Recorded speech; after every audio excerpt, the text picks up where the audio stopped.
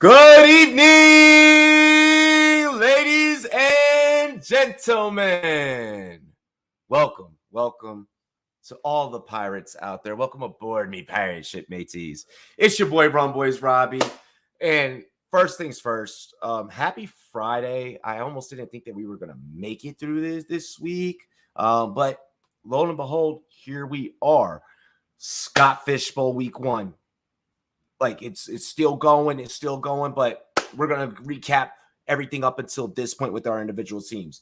We have some comedic topics that will be brought up, but then there's also a lot of seriousness is also going to happen in this show. So, ladies and gentlemen, football is just right around the corner.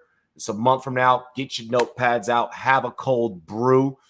It's time for me and the crew to entertain you. But first things first, we do have to make sure that we keep the lights on up in this thing. All right. Whoa, no. Here, I'm gonna go just back over there. Could I please, producer backstage, may I please get the all 22 banner up, please? Ladies and gentlemen, all 22 is the next level premium fantasy football experience. Like we gotta preference an experience because there's never been an experience like this. We've all played our Madden franchise modes. Now it's time to play that in fantasy, okay? Challenge you and your friends today. All22.com, promo code Rumboyz. Upon subscription, we're going to save you 40% off. All22.com, promo code Rumboyz, 40% off. Ladies and gentlemen, we're drafting offensive linemen. You're going to draft a punter, okay? You're going to draft linebackers and corners, okay? Somebody out there is going to reach for AJ Terrell, bro. Like there's going to be so much action happening in all 22. Ladies and gentlemen, make sure you get on over there, all22.com, promo code Rumboyz for 40% off. Let's go ahead and let's get into Monkey Knife Fight. What the? Ladies and gentlemen, Monkey Knife Fight, your daily fantasy prop app, available on iOS and Android. You can also play on monkeyknifefight.com. Ladies and gentlemen, the Rumboyz are here again, giving you an opportunity to win some shmoney. If you're already playing daily fantasy, you're already playing props, you might as well enjoy the combination of the two together and utilize promo code Rumboyz whenever you join monkeyknifefight.com or the Monkey Knife Fight app available on iOS and Android. Ladies and gentlemen, when you utilize promo code Rumboyz on Monkey Knife Fight, we are going to match you on your very first deposit 100%, all the way up to $100. You want to play a hundo? Guess what? Robbie and the gang, we're going to bless you with an extra hundo, okay? You want to put down 20? We're going to bless you with another 20. On top of that, upon sign up, Monkey Knife Fight is also going to give you a $5 free play voucher, so you can just already start building that bankroll with just a little slice of the pie, all right? You ain't getting no slice of my pie? Shout out Drizzy. Ladies and gentlemen, we're going to now roll into Stacks. Ladies and gentlemen, Stacks app. Be sure to download the Stacks app. Feel free, whenever you download the Stacks app, post a video, and one of our mini fantasy analysts will be able to get to you with your fantasy football question. We answer fantasy football. We answer basketball. We answer gambling questions. Let's see, what else do we do, fellas? We will debate you on any topic underneath the sun dealing with sports. And also, you guys just want to hop on there, make friends, talk music, do whatever. We're opening that side of the app up too. All right. So make sure you guys get on over there, join the Stacks app. The community is about to blow up from what I'm hearing behind closed doors in our business meetings. So make sure y'all go ahead and download that thing, available on iOS and Android, or just Google stacksapp.io. Without further ado, you already know what we got to do, what we came here to do. It's time to party. Let's get into the cast and crew. First up, step into the mic. Drop it like it's hot. Drop it like it's hot. Give it up for Drop the Mic FF.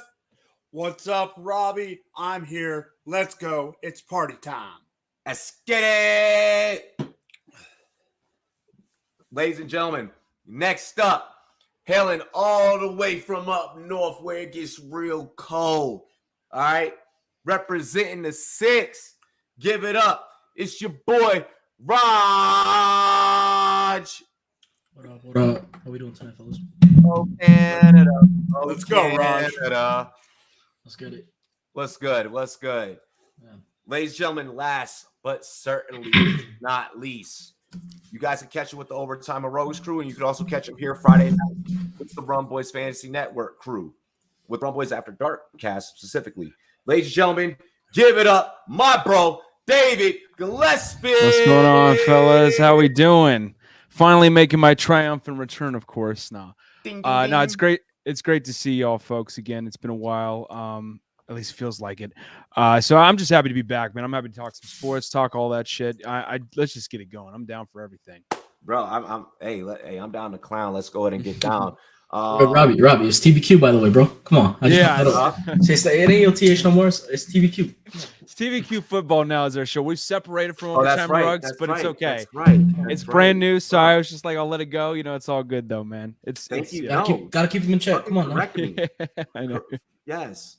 Oh my gosh, I'm so sorry, David, but I love It's all you. good, dude. It's all good. Love you too, Bo. Before we get in. First, actually, let's just roll with the shout outs. I see we got the homie Brad Bolt up in the chat for the Len Down Under. Let's see who else we got.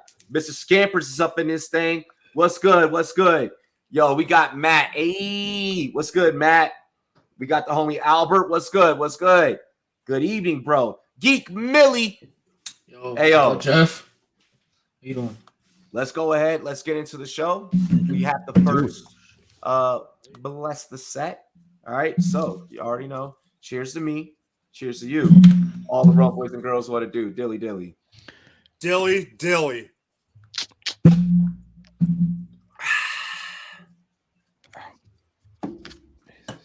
Let's have some fun. All right.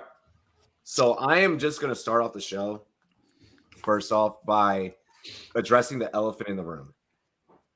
Okay. I think I know where you're going with You this. think I know where I'm going with this? Uh-huh. We're gonna just, before we get into the fantasy football talk, like the real nitty gritty, we're gonna just open up the floodgates.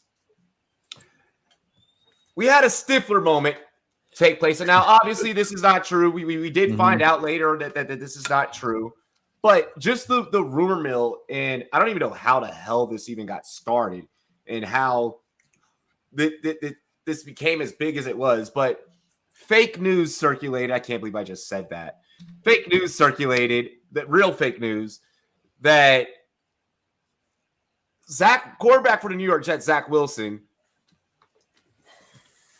started sleeping and dating with his former best friend / teammate, Dax Moline, who plays for the Washington Commanders as a wide receiver. His mom, he pulled a Stifler. He straight Stiflered it. Other way around, bro. His mom's best friend, not his best friend's mom. His mom's best friend? I thought it was his mom's. Nah, not his best friend's mom. Yeah. It was his mom's best friend. It's his mom's best friend. Yeah. Mm-hmm. Yeah, damn near his auntie, Cougar bro. Town. Like that's basically what it is. Like No, his ex-girlfriend supposedly is dating his with best Dax. friend. his ex-girlfriend is. They posted on their Instagram official. Yeah, So Dax- Instagram official with Dax Dax Milner. Yeah. So, really quick, let's just address the Stifler situation, okay? Let's just address Cougar Town. Who broke bro code first? Dax, probably. I think. Yeah, I mean, who fucking cares about your mom's best friend? At the end of the day, I think Dax I went heard with it his was best Dax. friend's ex, bro. Hey, I'm just gonna say I am willing to draft Zach Wilson this year, just knowing that now. Even if it was a rumor, some rumors are true. Hey, Zach Wilson, New York Jets, 11-6. not that far. Maybe not that far. Maybe not all right. that. Let's get into the real shit. All right. We're getting close to the NFL regular season, and quarterback Jimmy G is still a 49er. Mm-hmm. Where does he play? Is it Cleveland, Seattle, still under center in San Fran, or riding a bench with a clipboard in his hand? so. I think it's either one or two places. I'll tell you where it's not, and that's if he doesn't get cut from the team, which I don't think is going to happen, it's not going to be up in David's neck of the woods in Seattle. because they're not really? going to trade. They're not going to trade him to the Seahawks. The only way that happens is if he gets cut. Here's my thing. Them getting rid of Baker gives them Cleveland getting rid of Baker gives them enough money cap space to take on Jimmy G if they wanted to. Mm-hmm. I personally think he's going to be riding the pine pony and he's going to be holding the clipboard for Trey Lance. Interesting. What gives you? What has Jimmy G done to not deserve to start? It's not that I don't think he's done enough to deserve to start. I just think they're they didn't draft Trey Lance at 3 overall to have him sit. But we've also seen organizations make mistakes. Organizations make mistakes all the time. Yeah, but Shanahan is going to try to do everything he can to let Trey Lance. How many quarterbacks have we seen that get drafted in the first round and they suck? end up exactly and end a up lot, maybe not even getting an opportunity? You know, like I just don't see that happening right now. For all the fucking promise that a guy like Jordan Love had, I think that Trey Lance could find himself in another Jordan Love situation. Obviously, it's not Aaron Rodgers. Yeah, Jimmy's nowhere close, right? But maybe where he sits a little longer than you would expect. To start the season, he's going to be holding the clipboard. Could Trey Lance fall on his face by week 4 or 5 and take it over? Yes. But for right now, he's starting the season with the clipboard in his hand. If he stays with them. Do you think that he's not going to be traded to the Seahawks because of the salary cap situation? I don't think they're going to trade him to a division foe. Oh, that's why. So they would just leave it into fate's hands, whatever that may be, if he's cut and they can't move him via trade, right? Yeah. I just don't think they're going to trade him to Pete Carroll and Seattle. That's the only reason. That's why I say the only way he gets to Seattle is if it was a cut. I see. The only one that I thought could have gone to Seattle that was still on the block would have been Baker, and then that would have opened Jimmy G to maybe go to Carolina. That's why I think Baker going to Carolina closes some of the doors for Jimmy G. I see. Yeah. Raj. Okay. Raj. All right. So kick it underneath your desk. What up? Your short ass kicking underneath your desk. No, sir. Why you? I am not old. No, sir.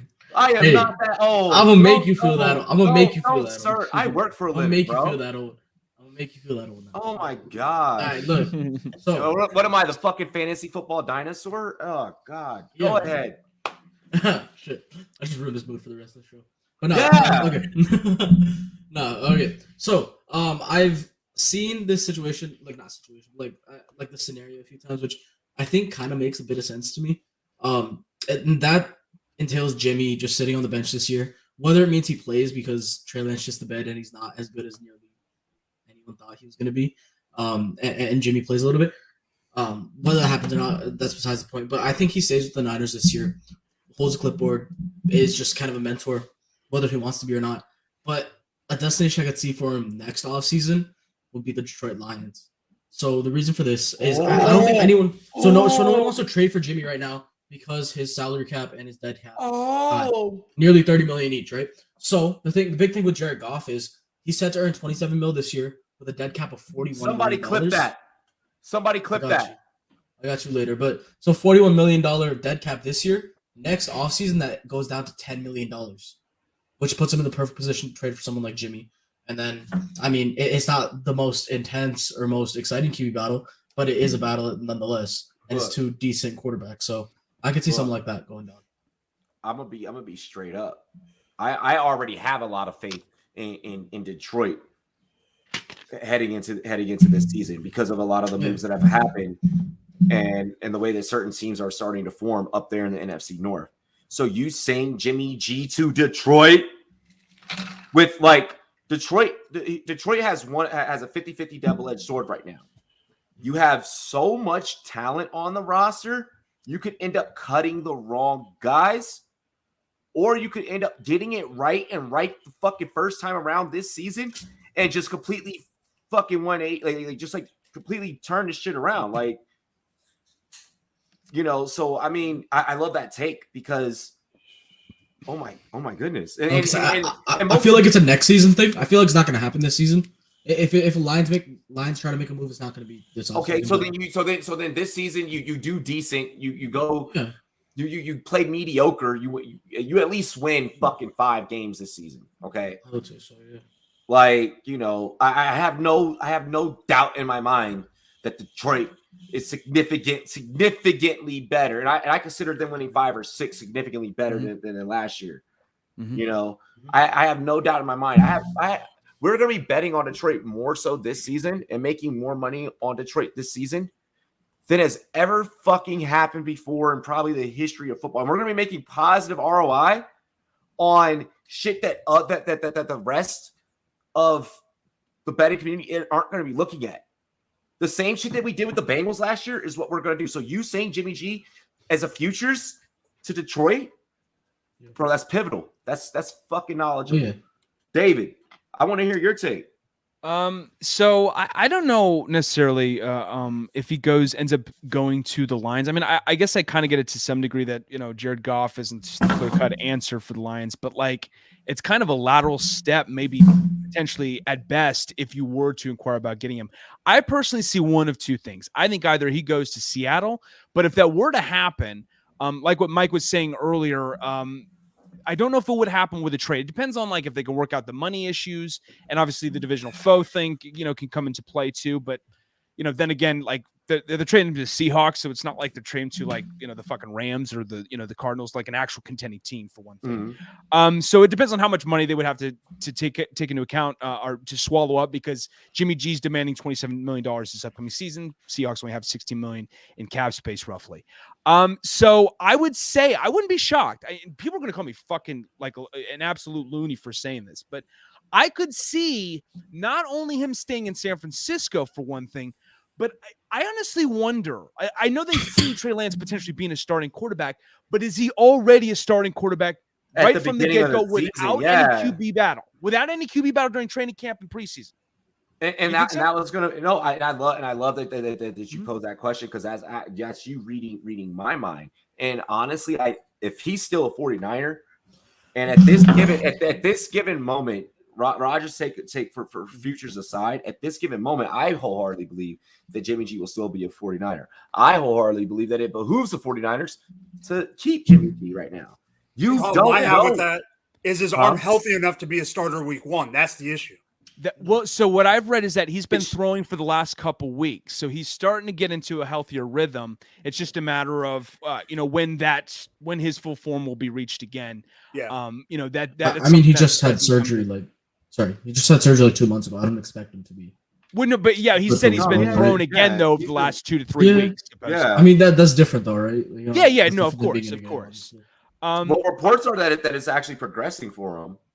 I hope it is. I mean, that'd be sick. But I mean, so because like I was saying earlier with Trey Lance, he had played against the Cardinals and didn't look good against them, and then he beat the Texans, or he played against the Texans. You played against last year's Texans. Yeah, exactly. That's what I'm saying. And he looked good in that game. Not that this year's will be any better. But it's the fucking Texans. It's like it's not really nothing to brag about. They're Detroit of the AFC. Yeah. Like last year they were a joke. They were absolute joke. This year I think they'll be a little bit better. Kind of like the Lions to some degree. So like I don't know if they're clearly comfortable with that, but I did read that if a trade were to happen for Jimmy G, it would happen by the end of this month. That's what Tom Pelissero from NFL Network had said, that's when you would expect it by. But we'll have to see what kind of cards John Lynch lays out on the table of what he wants to do with Jimmy G moving forward. I could see him staying, but if he does go, I could see him going to Seattle. Speaking of Houston, I heard about that too. Yeah, I love this take. I mean, it's ballsy, but it's very ballsy. It's ballsy, but way too ballsy for me. Do we expect like a Jameis 5,000-yard season type? It's just efficiency? It was too good not to put up on the field. Listen, there's no bigger mystery. I was waiting on you to get that one up. I was like, yo, Mike, throw that one. I was waiting for the right time to throw it up. There is no bigger mystery out there in the NFL than what Davis Mills is going to do this upcoming season, because there were some nice flashes last year in the second half. He was he had some moments. His scouting report, and I shit you not. I promise you. I fucking promise you. His scouting report literally read most NFL ready QB. Really? Literally, like fucking right there at the top. Like, and he was the only one He was out of all those QBs, the Fieldses, and he was the only one that had that fucking sentence, and it was like, it was right there. Like it was, you couldn't miss. First fucking line. I'm surprised it wasn't like the longest fucking neck I've ever seen was the first thing you'd see on there because that dude's neck is legendary, you know? Long neck. Yeah. Hey, listen. Hey, I'll say one thing though. That motherfucking brontosaurus can throw. Hey, he's got some potential, man. Like there could He be got some a bright days neck like coming. a giraffe, but he can You know? sling a goddamn pigskin. Me being the producer here, Mr. Scampers thinks that Davis Mills could finish in the top 10. Mm-hmm. Yeah. Ooh, we got some ballsy ass takes in this one. This is interesting, man. He said I have to mute you. I have you guys on mute, but I agree with everything you're saying, no matter how ridiculous it is, and I will go to court to defend it. And Robbie, this one's for you right here. What's up, Rob? Didn't know you did. Oh yeah, bro. Yo, I have two shows. I have this show which is all about football and fantasy football and gambling and sports. All Rumboyz, all sports. 32-bit, it's a vibe. That's where I am. I'm me. That's like a real that's like the but yeah, check out all Rumboyz affiliated content. Where the fuck were I just missed Davis Mills? Davis Mills. No, I think that Davis Mills is I'm willing to buy Davis Mills in fantasy this year, and Davis Mills is going to be a money DFS play. Like I promise you, money. Someone name the band or name not the band, the group that sung that, and I will drink the rest of this. Oh, I forgot. I should know this. I'm a music fanatic, but I don't know this off the top of my head. Well, I could tell that this cast does not have a whole lot of soul in their heart. Someone answered this in the chat, and I will drink the rest of this. The first Thank you, person Geek Mill. You gotta do it, man.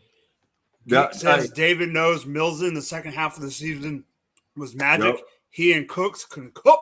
Seriously though, Cook is a QB's best friend, man. That dude can gel with anyone, you know. Brandon Cooks. Yo, Brandon Cooks is a freaking beast. He is phenomenal. I kind of disappointed myself that I didn't take him late in SFB this year, which we'll get into that. We'll talk about that. So make sure you guys, if you have SFB questions, you save them for that segment. If you have SFB takes, you save them for that segment. But yeah, kind of going back to the whole Jimmy G thing. I wish that he was a Commander. I think that this year he's going to be a 49er. I love the Lions take. He has a UFA after this season, I think, right? Huh? Yeah. I think he's a UFA after this season. Yeah. Wait, you said you'd like him to be a Commander? You would take him over Carson Wentz? Yeah. Really? Yeah. Yeah. Interesting. Yeah. Came from Belichick and fucking you've been under Shanahan. Like I can only imagine what Rivera would do with you. So I mean, and then with the tutelage that you've already had from your other two regimes. So hey, don't know hype. Let's go. Now I'll drink the rest of this because no one got the OJs who sung that song. Oh, that's right. That's fucking right. Dang it. Why do you keep having to say Danny Gray's the rookie of the year? Every freaking time, CR. It's not going to be Danny Gray. I think Christian Watson has some shit to say. I'm going to keep it. I do not. Robbie, have you been in the first chat, bro? Fucking. Don't know. Yo, two of them. That's why I had to open this and I had to reach for this one. Whoa, the safest and best pick is unequivocally Garrett Wilson. It's got to be. There's no one who tops Garrett Wilson. Am I wrong? What's up, Jamie? What's going on? I mean, Kenny Pickett. Yo, Jamie, big ups. Get the fuck out of bias. Fuck you, David. Fuck you, David. Big ups to Jamie, yo. Hey, for those that aren't following Jamie on some type of social media, show that motherfucker some love. Straight up. Danny Gray tops him. CR, I love you. but I can't. I'm not subscribing to that right now. I have my lock in, and it's Christian Watson. Let's not do that. I have to check the draft board of the C Springs joint, but I believe that like I'm the only one who took a rookie so far. And I never do that. I never draft rookies. Like I do not like in redraft like types of formats. I don't draft rookies until dumb late. I mean, I did it still late, and depending on who you ask, but yeah. What? I just put it up. God. Plus, he'll probably leave the team after. He's after talking about Garrett Wilson. Oh Jesus. Hey, are we just gonna have to just keep Zach Wilson away from moms? Like, is this what it is now? Yo, we went last year. Our comedy material surrounding Zach Wilson was a lot of Disney Channel jokes, like him like looking like a child and shit. This year we're like Zach Wilson, big dick energy. Like it's amazing how comedy can just change like that.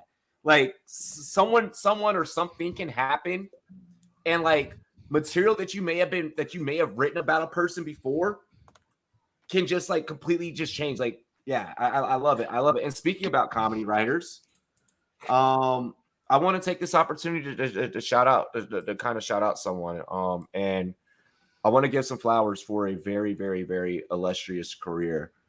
All of us are podcasters. None of us, in terms of a fantasy analyst, would be here without this man. So the next topic right here is the godfather of fantasy football, the GOAT, Le GOAT.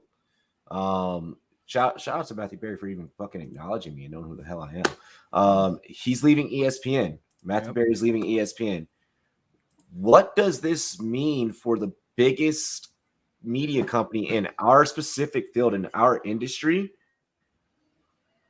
And what do you see from Berry in his future? Is he going to go all in on kind of small companies and different things of that nature, or what is it looking like? Is it fantasy life that he's just focusing on? What are we predicting? Because a lot of his influence kind of dictates the market in a big way. I mean, 56.7 million players worldwide for just fantasy football alone. Like, and he has a million of them following him. You know what I mean? Like, so like kind of what are we thinking here? And by the way, let's have a sip for MB. You want me to go or you want Dave to go? David. Yeah, I mean, you guys are the biggest diehard fantasy fans over here. I'm more of a storyline driven kind of analyst, analyst in that regard. Those are the things I like to focus on more so. What's going on the field, what we see game to game on a daily basis, historically too. I love to get into that, delving into that quite a bit as well. So, but what I do know about Matthew Berry, though, I mean, that guy, if anyone, is the face of fantasy football to me. That's the guy. When I first learned about fantasy football, he was pretty much the first analyst I learned about. That this guy, if he wanted to, could pretty much do whatever he wanted. After this, his recent chapter at ESPN. If he wants to do his own thing, I hear that NBC is a potential destination for him as far as networks in terms of where he's going to potentially work in the near future. If he wanted to do his own thing, though, that's entirely possible. You saw what happened with Dan Le Batard, where he's got his own funding now to set up his own show, his own shit, whatever he wants to do. He does it because of the fan support. Matthew Berry has ridiculous support, probably even more so than Dan Le Batard. So if he wanted to, he could start his own thing, no problem. He already has it. He has Fantasy Life. A lot of our colleagues, a lot of Raj, Mike, and myself, like a lot of our colleagues in the fantasy side of things, are on Fantasy Life. We got the homegirl Cooter. Who else? Linda, Jake Trowbridge, Linda.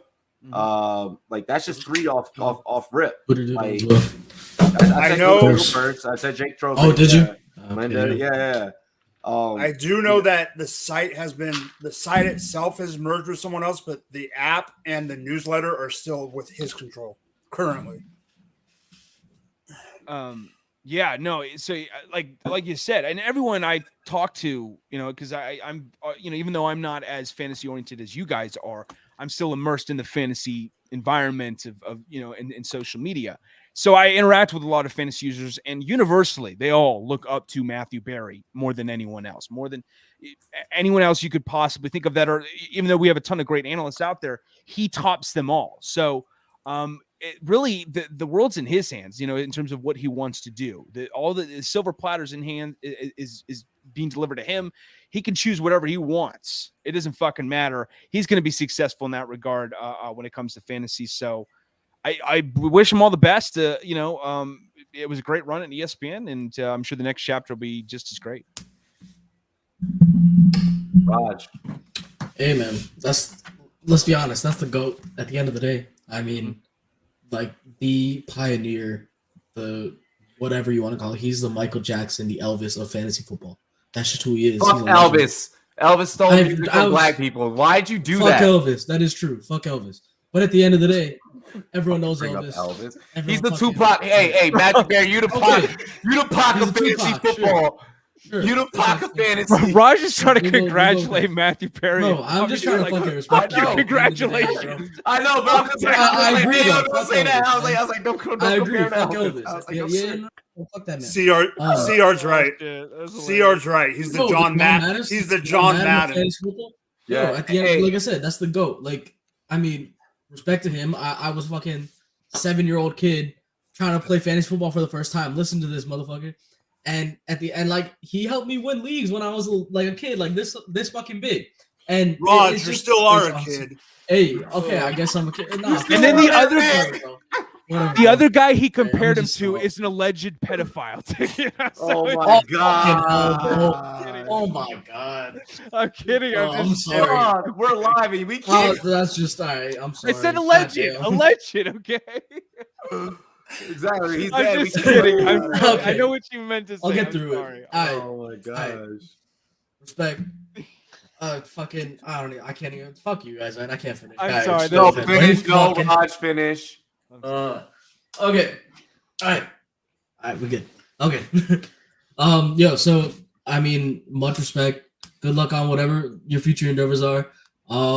Shit. That's all I can really say. Like, he inspired literally each and every one of us who have, FF, fantasy football, whatever, in our Twitter names and our bios, who make any type of content, whether it's a podcast, article, whatever.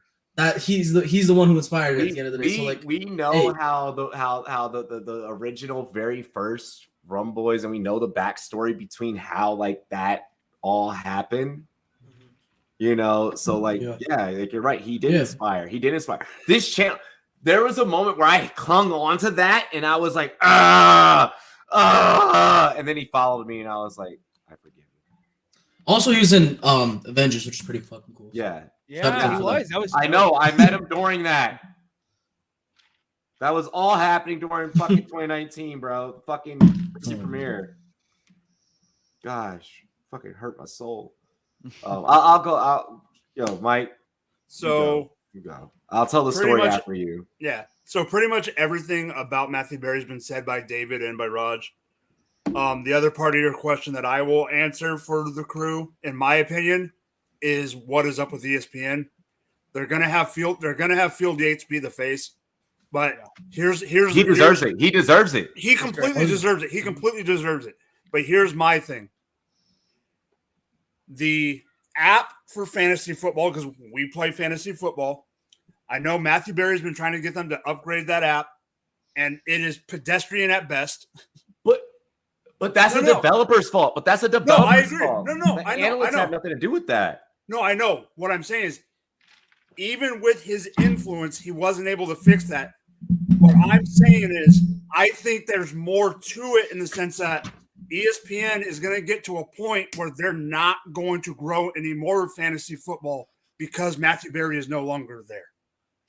I don't think that because so here's the thing. The only reason I'm saying is we have all of us coming, not us, like I'm not going to sit there and say I'm going to be the next Matthew Berry. What I'm saying is you have all the people, you have, the Rumboyz, you have the Front Yard Fantasy, you have all these other groups coming through that are taking some of that niche away from ESPN and ESPN is only going to be for the super, super casual in another year or so. I do see that, and I see that angle, but you also got that Disney money. You can keep anything running or lasting as long as you want to. You can keep that running, but I also think that Disney money's all, or not the Disney money, but the Disney. So you're saying, oh wait, are you saying that it's going to be a repeat of what happened to First Take? And Yeah. chat, and for everyone viewing, hear me out. And here's where I'm about to get off with this. When Kellerman was no longer part of First Take, First Take was already going down the fucking toilet bowl. It was already going to shit. It was going down when Skip left. Yeah, yes, but Max kept that thing afloat. Max kept it afloat, but it was up here. It was up here with Skip and Stephen A. It was here with Max, and then when Max left, it was here. Stephen A. ain't even Stephen A. no more. Stephen A. is too rich to be Stephen A. Stephen A. needs to go and do something independent away from ESPN. He wants to. I think he wants to. I think he's wanting to try and chill with Bron and just do like the barbershop. And I think he's trying to do shit like that. With that being said and stated, I could see that exact same thing replicating itself on the fantasy side of ESPN. ESPN is no longer, aside from SportsCenter, ESPN is no longer the worldwide leader in sports. I can get my sports from anywhere. Twitter has become the motherfucking worldwide leader in sports, and we're gonna just put it out there. And they're losing stock. Like they're going down. And that's a still better place where I could get information than motherfucking ESPN. I find out through social media before ESPN. ESPN has had many faces to what Mike is saying. ESPN has had the same faces in those seats for a very long time. This is the same thing that we bitched about with some of the announcers in the NFL that have just been sitting there for ages. It's like we need something new. We need some new blood. But now at the same time, in the same token, whenever they do give us new blood, we bitch and complain about it. If they're not like, the Mannings or something, Yeah. I mean, so that's what I'm wondering though too. Like, who are the upcoming young analysts that are like, because Matthew Berry, he was informative for one thing. That's what he had going for him for one thing. But he was also like very entertaining. He had a gregarious personality that was very fun-loving and all that. So it's that like was the writer. That was the writer. He's a comedy. He was a comedy writer. Yeah, he was a comedy. Exactly. Writer. Yeah, he had that performance aspect to his game. It's just like, what's the next wave going to look like of young people? Like, who's that next up and coming guy? That's a big question that ESPN needs to answer to fill in that void, because I don't really see outside of Field Yates at ESPN who's the next young guy to do that. Yeah, that's what I'm wondering. They don't have them on staff. I don't think they have one. They don't. And the thing is, because so many people there are so tenured. Mm-hmm. Yeah. You're from a business standpoint, you're not able to clean house fast enough and get because of how big your audience is and get your audience used to those new personality types in enough time to be able to get a positive ROI. You will eventually reach a positive ROI because you have such a big company, you can spend marketing dollars, but it's going to be an uphill climb. I feel that, personally, that's just how I personally feel. We've seen it in business all the time, so it's going to be up to them to maybe they bring a Live Moods would be able to like they're going to have to start looking at these major sports social media influencers and start being like, we'll give you a job. Yeah. And the old guard is going to have to, either work aside them or step aside. Yeah. So, Robbie, I have one more thing to bring up. What is one thing that everyone loves about this network and why we keep staying on? You let us, and we say what we want to say and how we want to say it. We're raw, but we're informative. We're raw, but we're informative. Disney tries to put the masking tape over everyone's mouths, and they don't want people saying what they want to say. No, they don't. And I'm not saying that Matthew Berry is trying to be controversial, but that's part of the reason Skip left. It's part of the reason other people left. If you look at Fox Sports, if you look at NBC, a lot of them that come up, they're ESPN retreads. And I'm not saying that's a bad thing, but we don't know the exact reasoning. Maybe Matthew wanted to say something. They didn't want to, whatever the case may be. He wants his own platform to do what he wants to do. Yeah. I mean, look at the look at the I Am Athlete podcast. Yeah. Mm-hmm. Look at how many and the pivot. Yeah, and the pivot. Yeah, look at how many viral moments these pods are getting. And they're getting viral moments that are like one moment is netting them millions because of the views, the clicks, the different social media platforms that are getting checks from, yada yada yada. ESPN is trying to replicate that, and I think that they're missing the entrepreneur. They've been around as a business so long that the entrepreneurial spirit isn't there anymore. They haven't changed the model much, you know. They're not adjusting. Yeah, you know. So no, I'm in a way like at first my take was going to be like I'm sad that we're not going to be seeing Matthew Berry, but I'm like fuck that, Matthew Berry. I'm happy for you. Because you're about to go and fuck shit up. Like you're about to go and like put the industry on its motherfucking head. Mm-hmm. I just want to see where he goes to see how it works out. That's my only thought. And him doing that inspires any other up and coming content creator. We've been here for a minute, so it's different for us. Him doing that for people that are on the up and coming are like, oh shit. So that's what the fantasy industry. That's really what the fantasy industry is all about. Is doing your when it comes from the production, the media side, it's really about you cutting your own path and cutting your own part of the cloth. Sure, it's cool to fucking reach the pinnacle and reach the top, but realistically, the fun is in having your own product. Yeah. Well, and I'm definitely not going to compare myself to Matthew Berry, who is obviously, But as an entrepreneur, though, yeah, as a content creator. Like what I'm saying, I'm someone who's seeking out entrepreneurship. I have that interest, and I'm hoping he leans towards that too, because I think he has that power to absolutely succeed in that regard. As opposed to leaning on an NBC, which is another rumor I'm hearing as well. So we'll see how that goes. But that's why I worked in TV, and I at one point wanted to work as a sports anchor. In the small market. I told you guys about this off the air, and even after receiving job offers, I came to a bit of a bit of some crossroads in the middle of it, saying to myself, is this really what I want to pursue? Or do I want to kind of do my own thing where I don't have a bunch of talking heads telling me what I need to say and how I need to say it, and focus on this particular content as opposed to something that's a little more all encompassing, And I think that's a good thing about it's a really inspiring thing that I'm seeing in a lot of these content creators. Is that, maybe they initially worked for a network, but now they're branching out and they're doing their own thing. They're honing their own brand. They're not leaning on a corporation brand like ESPN to kind of mold them into a particular media personality. And that's what I'm really excited to see from Matthew Berry, if he leans towards that direction, is him creating his own brand and his own style that's separate to that of ESPN, that may be a little too influential for someone's liking, Yeah, no, I agree. I feel like there is a aspect of it to where the Godfather outgrew the company he worked for, and we've all been there. We've all outgrew companies that we've worked for. Like we've all found different jobs. Like when I was, my very first job was KFC, bro. I'm now my full time is now as a stockbroker. Like that's a fucking vast jump. We've seen it before. No, I like that we kind of got into like the business, and we got to peel the curtain back behind the industry, because there's multiple ways that you can approach it. Yeah, you can go and you can the same thing that you could do in any other business. You can try and grind and work the corporate ladder and grind that way. You could do it that way, or like some of your favorite musicians, they just go indie, and they're fine that way, and they're huge that way, and they're big that way. How long did you work at KFC before you were like, fuck this shit?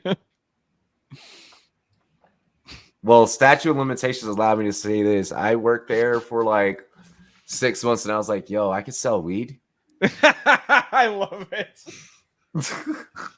I live in a legal state now. Like that was obviously like when I did that, like that was obviously in a place that was like selling weed on the streets. That's so much more worth it. It's like, yeah, I don't blame you one bit, honestly. That shit was hell working in retail or food and all that. Yeah, I did.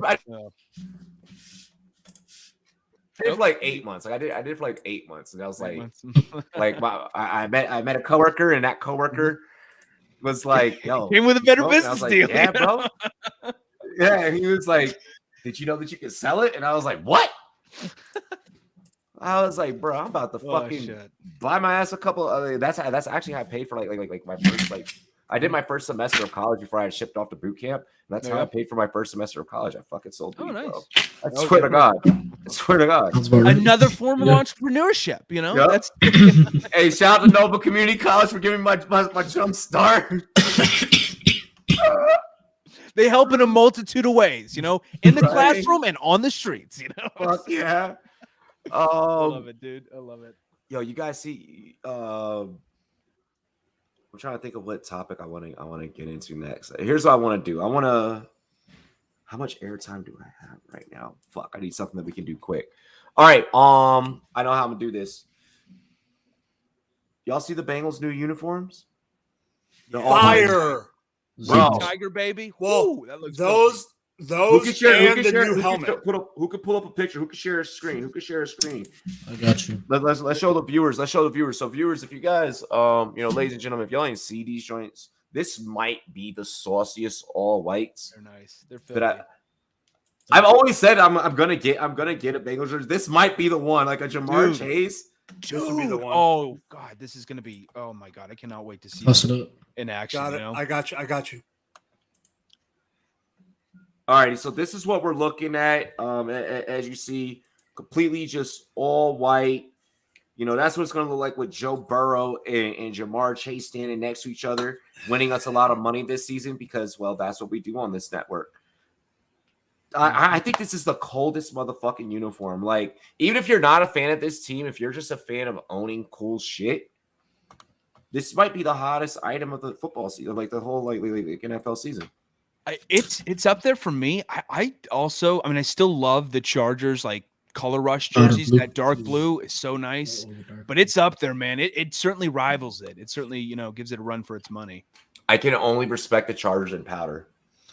I Really? can't respect them in the dark. I don't. The powder blue is so much nicer. The powder blue is so much nicer than that navy. I disagree. I love the dark blue, man. I'm a dark blue kind of guy. The navy blue is like my favorite color, but like powder blue is a little too cupcake. I mean, in comparison, it looks nice, but it's the a little navy too blue cupcakey. only makes sense. The navy blue, like that dark navy blue, only makes sense if you're still playing in San Diego because that's right where the naval base is.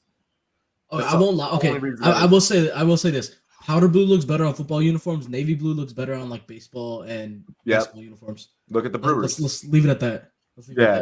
You said navy blue looks better on baseball uniforms? Baseball and basketball. Powder blue for football. Yeah, exactly. And navy blue. Doesn't it seem a little different though? Like hockey. I think powder blues it only looks good in football. I guess to be honest. But think about it this way: baseball is a little bit of a softer sport. It's not as physical. It's not as much of a physical contact sport as football is. So wouldn't you expect maybe the powder to be more so baseball than football? I think that's looking too deep into it. It's just powder blue is a nice fucking color. Sorry, I'm going way too fucking deep on this shit. Exactly. Yo, it's become a fashion show.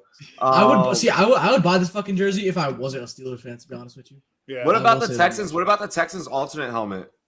Love it. Absolutely love it. I think it looks, to me, it reminds me of Louisville's helmet, and I absolutely dig it. It's all right. I'm gonna be real. Fuck Houston and that whole organization. First off, I agree with that, but the city too. all the shit. No. The city is great. Yo, the city is great. No. They have the Astros in that city. No, garbage. Okay. Trash cans and garbage. Hey, Jose Altuve is still a fucking beast. All right, don't do that. Yeah, because he cheats. He has that little thing on his chest. Yeah. Oh my god. Electroshock there, electroshock thing. Y'all are fucking awful sometimes, man. Robbie, I'm a Dodger fan. I'm still salty. I'm a Dodger fan too, bro. But like, dude, I can't say shit because I'm a Red Sox fan and we got accused of the same shit. So I can't even say anything at all. We have fucking Mookie, bro. Like, I don't give a fuck. Yeah. Like we got Mookie Betts, bro. So fuck the Astros. Like, we're good now. But no. Back to what I was saying. The Texans helmet, though. Oh shit, ladies and gentlemen. Fucking Mike, Just do it. I give up. I see it right now. It was below my screen, so I didn't see it. What up, Pangs Picks. What up, France? But no, fuck up, buddy? Houston. Fuck the Houston Texans organization. But that new helmet is fire. It's like the filthy. all red. I feel like that should be their original uniform. Yeah. Yeah, Yes. yeah. I would be okay with that. It kind of reminds me a little bit like the color of like Louisville, you know, with that real crimson red. I mean, different logo, obviously, but just the red helmet. My God, it looks filthy. It's a perfect combo, honestly. I agree. Right about now, we are going to get into halftime. I'm trying to think which track that I want us to play. So we're gonna go ahead and get into a music video. But before, first we're gonna get into a music video. Then right after that, we got the Monkey Knife Fight promo, which is gonna play for you guys. Remember, promo code Rumboyz, get matched on your very first deposit, all the way up to $100. We're gonna match you on your very first deposit, all the way up to $200. So you got to use promo code Rumboyz. It's just such a fucking good value. Make sure you guys share the content. Share the content on all of your social media. I need you to go and run around during this break. Go around the house and grab every fucking device, all your family members' devices, and then log them into their YouTube and then subscribe to the show and then fucking like and share to all of their social media. Yeah, that's what we're gonna do. Other than that, we will be back in just a few. Cheers to me. Cheers to you. We have Radio Ray with the homie T Swizzy dropping that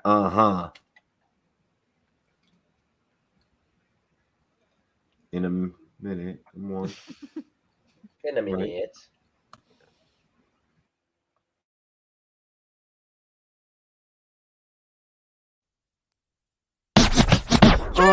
I ain't waiting a second, I'm going in now. No freestyling, no this and pin pal shit. See, I don't make moves to get rich tough and quick. And I only fuck with bitches who be slobbing on that. I can get nasty, but I'm usually where the cash be. Rolling weed, sitting back, blowing shit to Cassie. I ain't doing it for the rich way, so I brought Rich Ray. When I come around like Dominic, look this way. Right into my own shit, I swear I be doing the most shit. Give you hits like Tyson and giving you vibes like Bryson. Certain things in life be so expensive, but I buy some. Certain things in life be so enticing, but I can't try some. You looking for what you looking for, yeah, I'm the item. I'll hold you down forever, you my nigga, yeah, item. I'm coming for what you say you hold, I'm all about it. Blinked up, turn the beat up, now we clouded.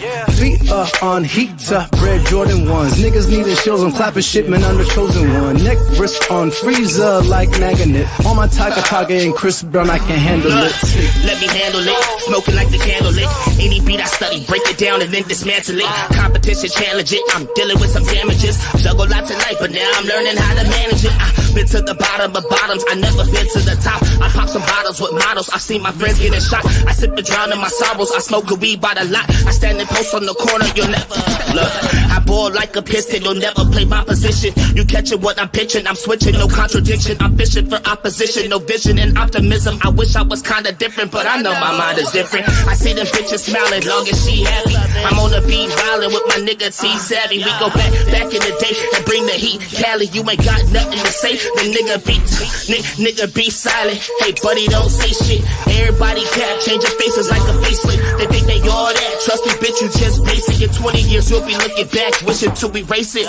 And I'm too savvy, I'ma get it to the end of my days. And I'll be only blowing smoke if it's that Jenny A. You say you always keep a 9, but niggas, I always keep an 8. Niggas straight in my face with that cap, it's okay. Niggas stay with a fresh cut, need it, no way. I can't take these niggas serious like all the brothers wins. I just be adding up experience while I'm changing up my wins. And I got my own condo, so I just change it how it's laid. And me, I'm never changing lanes. I got a better way to demonstrate and elevate the game. I keep a level-headed saying I told the devil pave the way. If ever I see there's a day, I'll disappear like David Blaine. I never had it from magic, I had to grab it from tragic. Sometimes I wish like Aladdin, get on the pits with the dragons. Imagine living in lavish, I wanna get it, I have it. I remember shit in the trash cans, in the trenches in Afghan. But I made it back to the States, made it back to being black, and now they laugh in my face. With all that's happening, it's so hard to say this place is so great. So on the track, I found my faith and put my faith in the tape.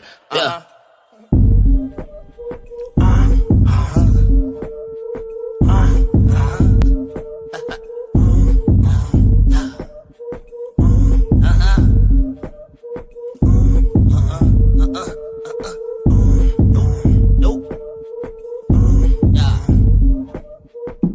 Savvy, Richard Ray, and that's it. Oh yeah, Young Savvy Lifestyle. Peace.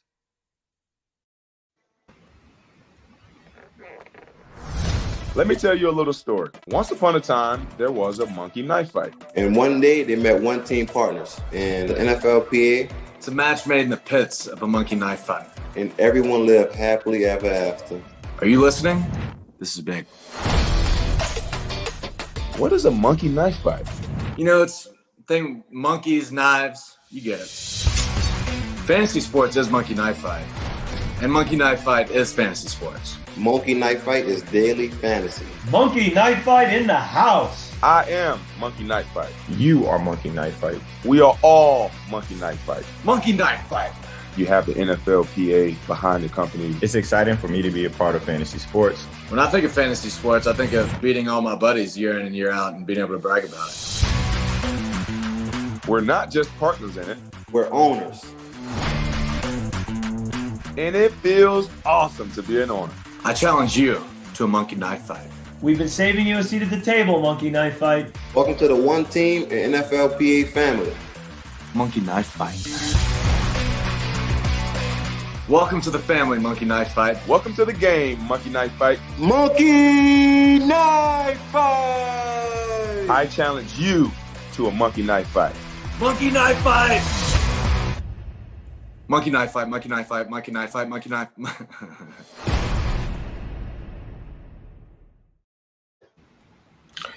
All righty, ladies and gentlemen, welcome back to Rumboyz After Dark here on the Rumboyz Fantasy Network. Make sure that you guys hit that like button right now. All right, go ahead and hit the like button if you have not already. Also, make sure that you subscribe to the channel if this is your very first time giving us a view. We greatly, greatly appreciate each and every one of you. Dive off in that live chat. Drop your fantasy football questions. We will answer them. Drop your takes as well. We're going to throw those up on the screen and respond to those and make them a part of the show. Let's go ahead. Let's keep this thing moving. Let's keep this thing grooving. Cheers to me. Cheers to you. All the Rum boys and girls, what it do? Dilly, Pang, welcome to the show. Welcome. Me? Out of all of the people in my room, in my house? What? Yeah. Out of all the peoples, we're actually gonna have you have you start this one off. All right. Ooh, Pang, I like that. I like that. I like that one there. But first things first, Scott Fishbowl. The fishiest. The fishiest bowls. Make sure that you guys donate Fantasy Cares, or either, if you're not, want to donate to Fantasy Cares, there's another mission, another charity that you are passionate about. Go ahead and donate to that. Every year it's a suicide prevention hotline. We already know.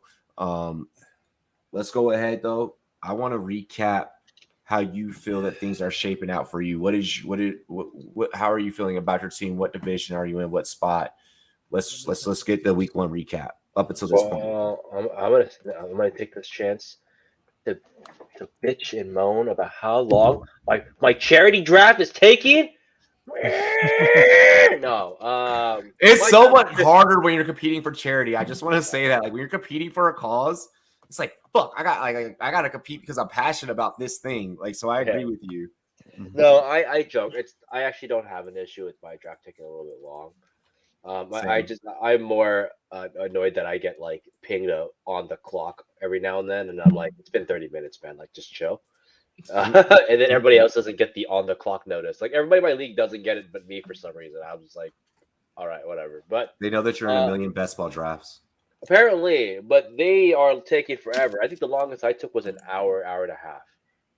So I've been on the Pied Piper of fucking getting my shit done. So we're around 8 right now. I think my pick is coming up soon. I'm in the San Francisco League, pick 4.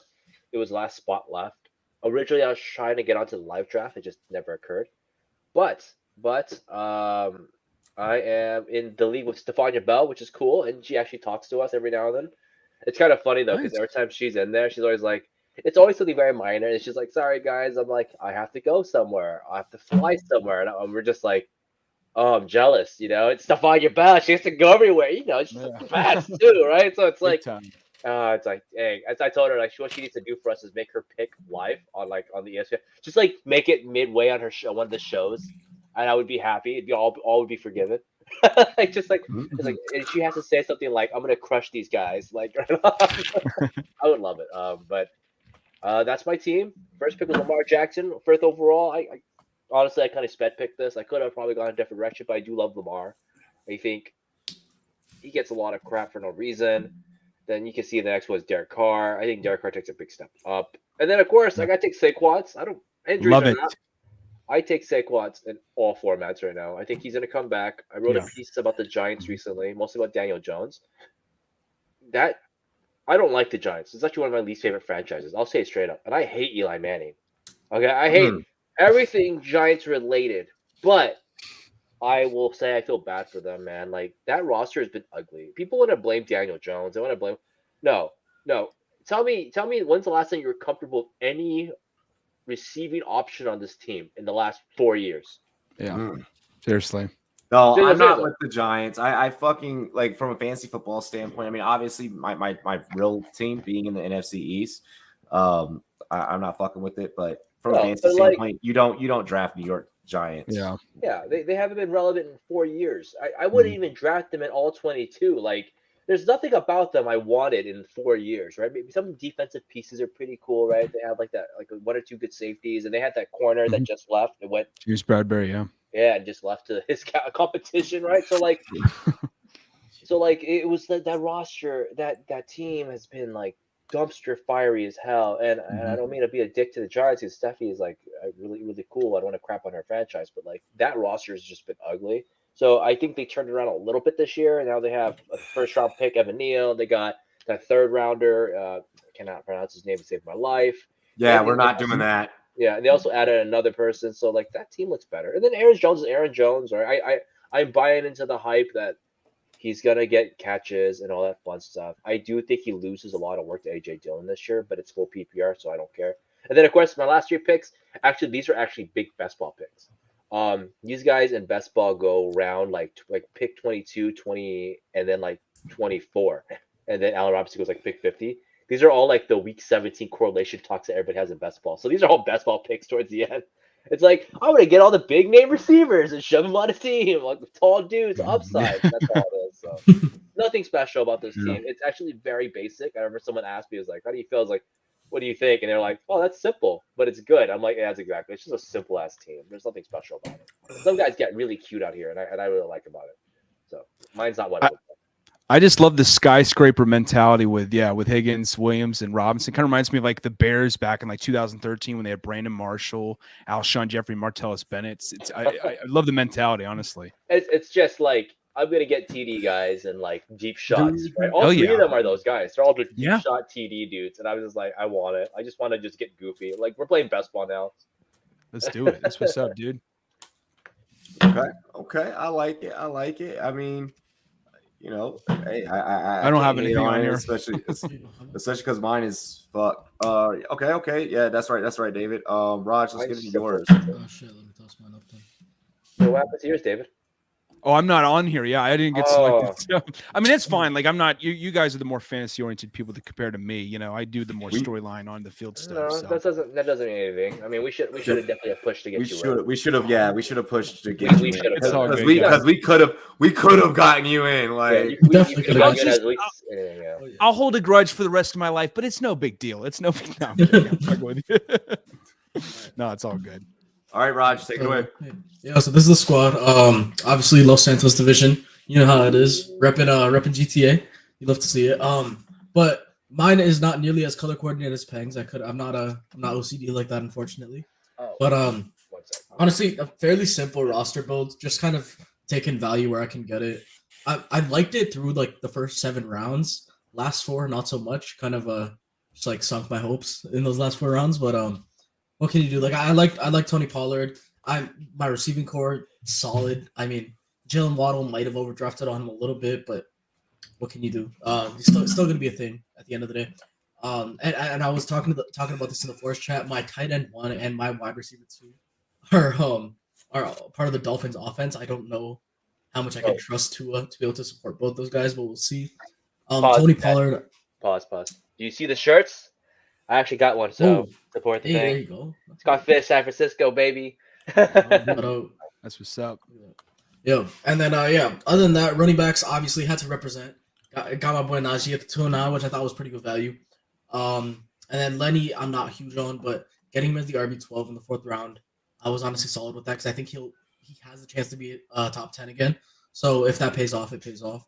Someone I'm really excited about is Tony Pollard in the 8th round. He's going to be a pseudo receiver this year, playing in the slot a lot, according to reports. So if he can play that role and play it well, which I really think he can, I'm so down for him to be my RB3. Just like a solid flex play every single week.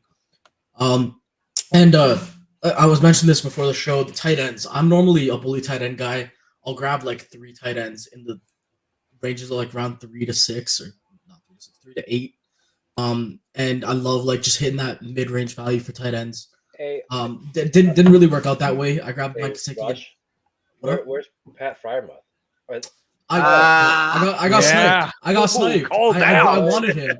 I wanted him, bro. I got sniped. Where the fuck is Pat Fryermuth? Where the fuck is Pat Fryermuth? Then I was actually I was so mad. He went like 2 picks before that Miles Sanders pick, which I was really annoyed about. But what can you do? Trading up to get up? No. I wish. I would have too. That's a round 8 guy. You should have fucking known better. You riding him out to round 9, look at Miles Sanders, and you could have got Pat Fryermuth. You done goofed, man. You done. No, I love that you got Harris though. That's dope. That you got Najee. Yeah, no, and then David Njoku. We'll see if it pays off. He got paid, so if something happens, it happens. But at the end of the day, I don't really good value for him there, though. I think. I don't hate the value, but he's a Brown. Fuck the Browns. Thanks, Mr. Mills. You gave me a props. I'm just upset that I don't see fucking more Steelers on this roster. Yo, I should have just made it all Steelers draft, bro.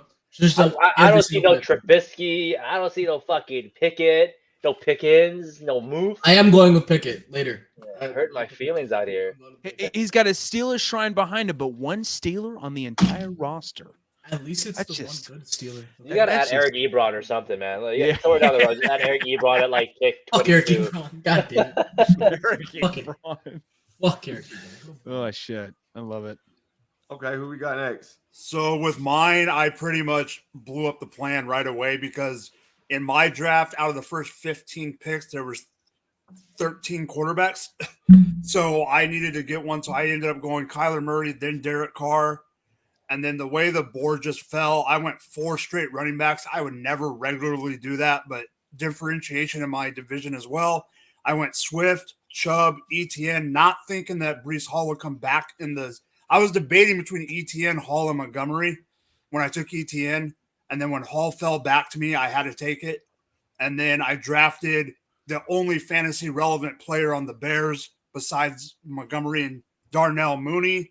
Then I went Jerry Jeudy, Devonta Smith, and then I drafted Robbie's quarterback, Carson Wentz, because I drafted Carson Wentz in the 10th round as the 29th quarterback off the board. Oh, bro, you're getting the fact that he has wheels though, so that's actually smart. That's actually really smart. Like Mariota's already off the board in the beginning of the 11th. Like quarterbacks in my order. Yeah, Mariota. That was dumb. That was dumb. No. Robbie, the only quarterback in my draft that has a starting job that's still on the board is Trubisky. That's it. Every other starter is off the board. I mean, all right, I'm gonna let y'all know right the fuck now. There's gonna be backups that are gonna have more fucking fantasy points than Marcus Mariota this. I'm not debating that, but that's why they. I'm telling you right now, Wentz is such a steal in every format possible. Like, my article piece went out on him today, and I was like, "You guys did the same shit last year. He finished QB 14, and he had no name receivers outside of Pittman. Yeah, and Pittman wasn't even a name receiver this year coming in. You play to win the game. Play smart. So like, and he barely threw like that many INTs. People gave like Wentz. People get a lot of shit to Wentz and another player. I forget who it was. They were like, he throws up ints. I'm like, motherfucker had 4 INTs in like a year. He threw ints before. It wasn't one of them. Like, I forget who it was, but I'm just like, let's stop. Let's stop with the Wentz hate.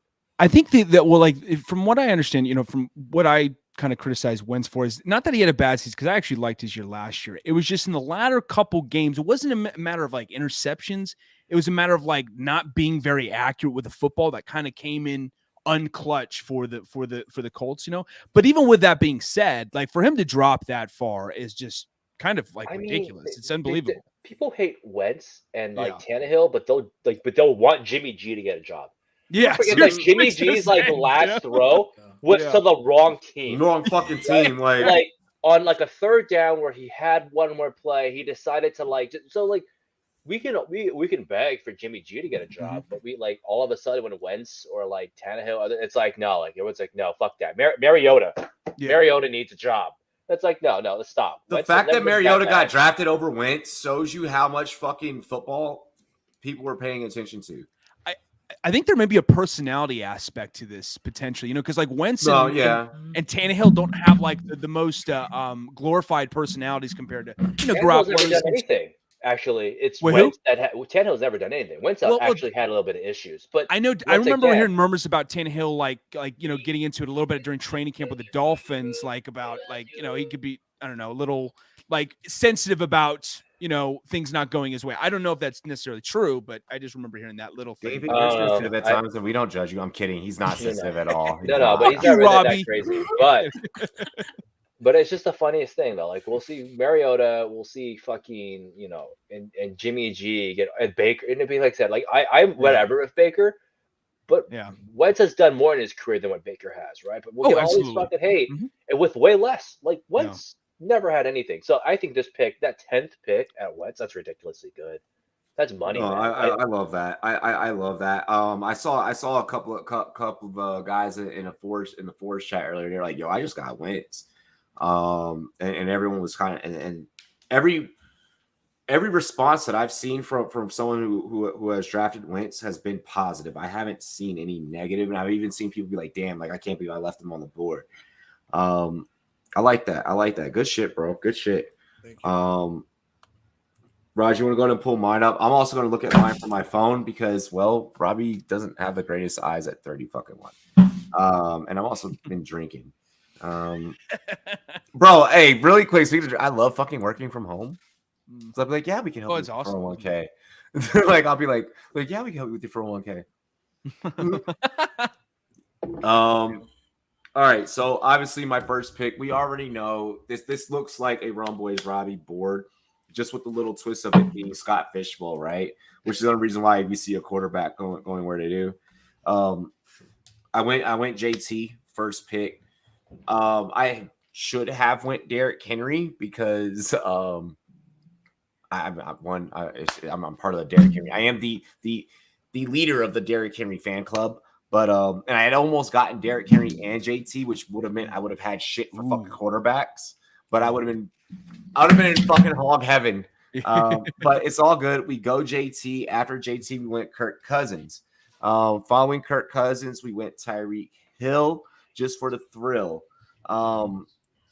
Then after that, we went with Zeke. I went ahead and I snatched up Zeke to pair up with JT because I was like, fuck, like Derrick Henry's gone. Who's the best value that I could grab? I went ahead and I went with Zeke. Following Zeke, that's good. Yeah, following Zeke, I went with another receiver. Here's the thing: this wasn't supposed to happen. I was not supposed to end up with two Dolphins receivers. I was not supposed to end up with Hill and Waddle, but I do feel a lot kind of positive about this pairing here, just because here on this show we have talked about how we do think that there is a possibility that this offense takes an extra leap. Either Hill is going to open up Waddle, or Waddle's going to open up Hill, or either we're going to get a dose of one here 1 week and another here 1 week. But I think that both these guys can be supported on a high end. Let's pause on the Waddle talk for 1 second. I think this actually came up in one of my chat groups on Twitter, and they were saying that they're trying to estimate what Waddle can do, and they were like, well, he's a guy that can be PPR, and then I had to tell them, like, he might not be a PPR. He might be a yak guy this year. Yeah, like when people go, so people were like, what can people change? And I go, look at DJ Moore. Every year, DJ Moore changes. He's either a PPR guy or a yak guy or whatever. Do you mind if I bring up film? Do you mind if I bring up some film really quick? I mean, obviously, I'm not bringing it up on the screen because YouTube will fuck us in the ass, really. But no, go ahead and put the team back up. Go ahead and put the team back up. No, you're good. You're good, brother. No, you're fine. You're fine. But from a film standpoint, you look at Debo's rookie year, and the year after that, and then what he did last year. Completely different fucking things. Completely different style of playing. Completely different player. So to answer what you said about can people change, Payne, you're right.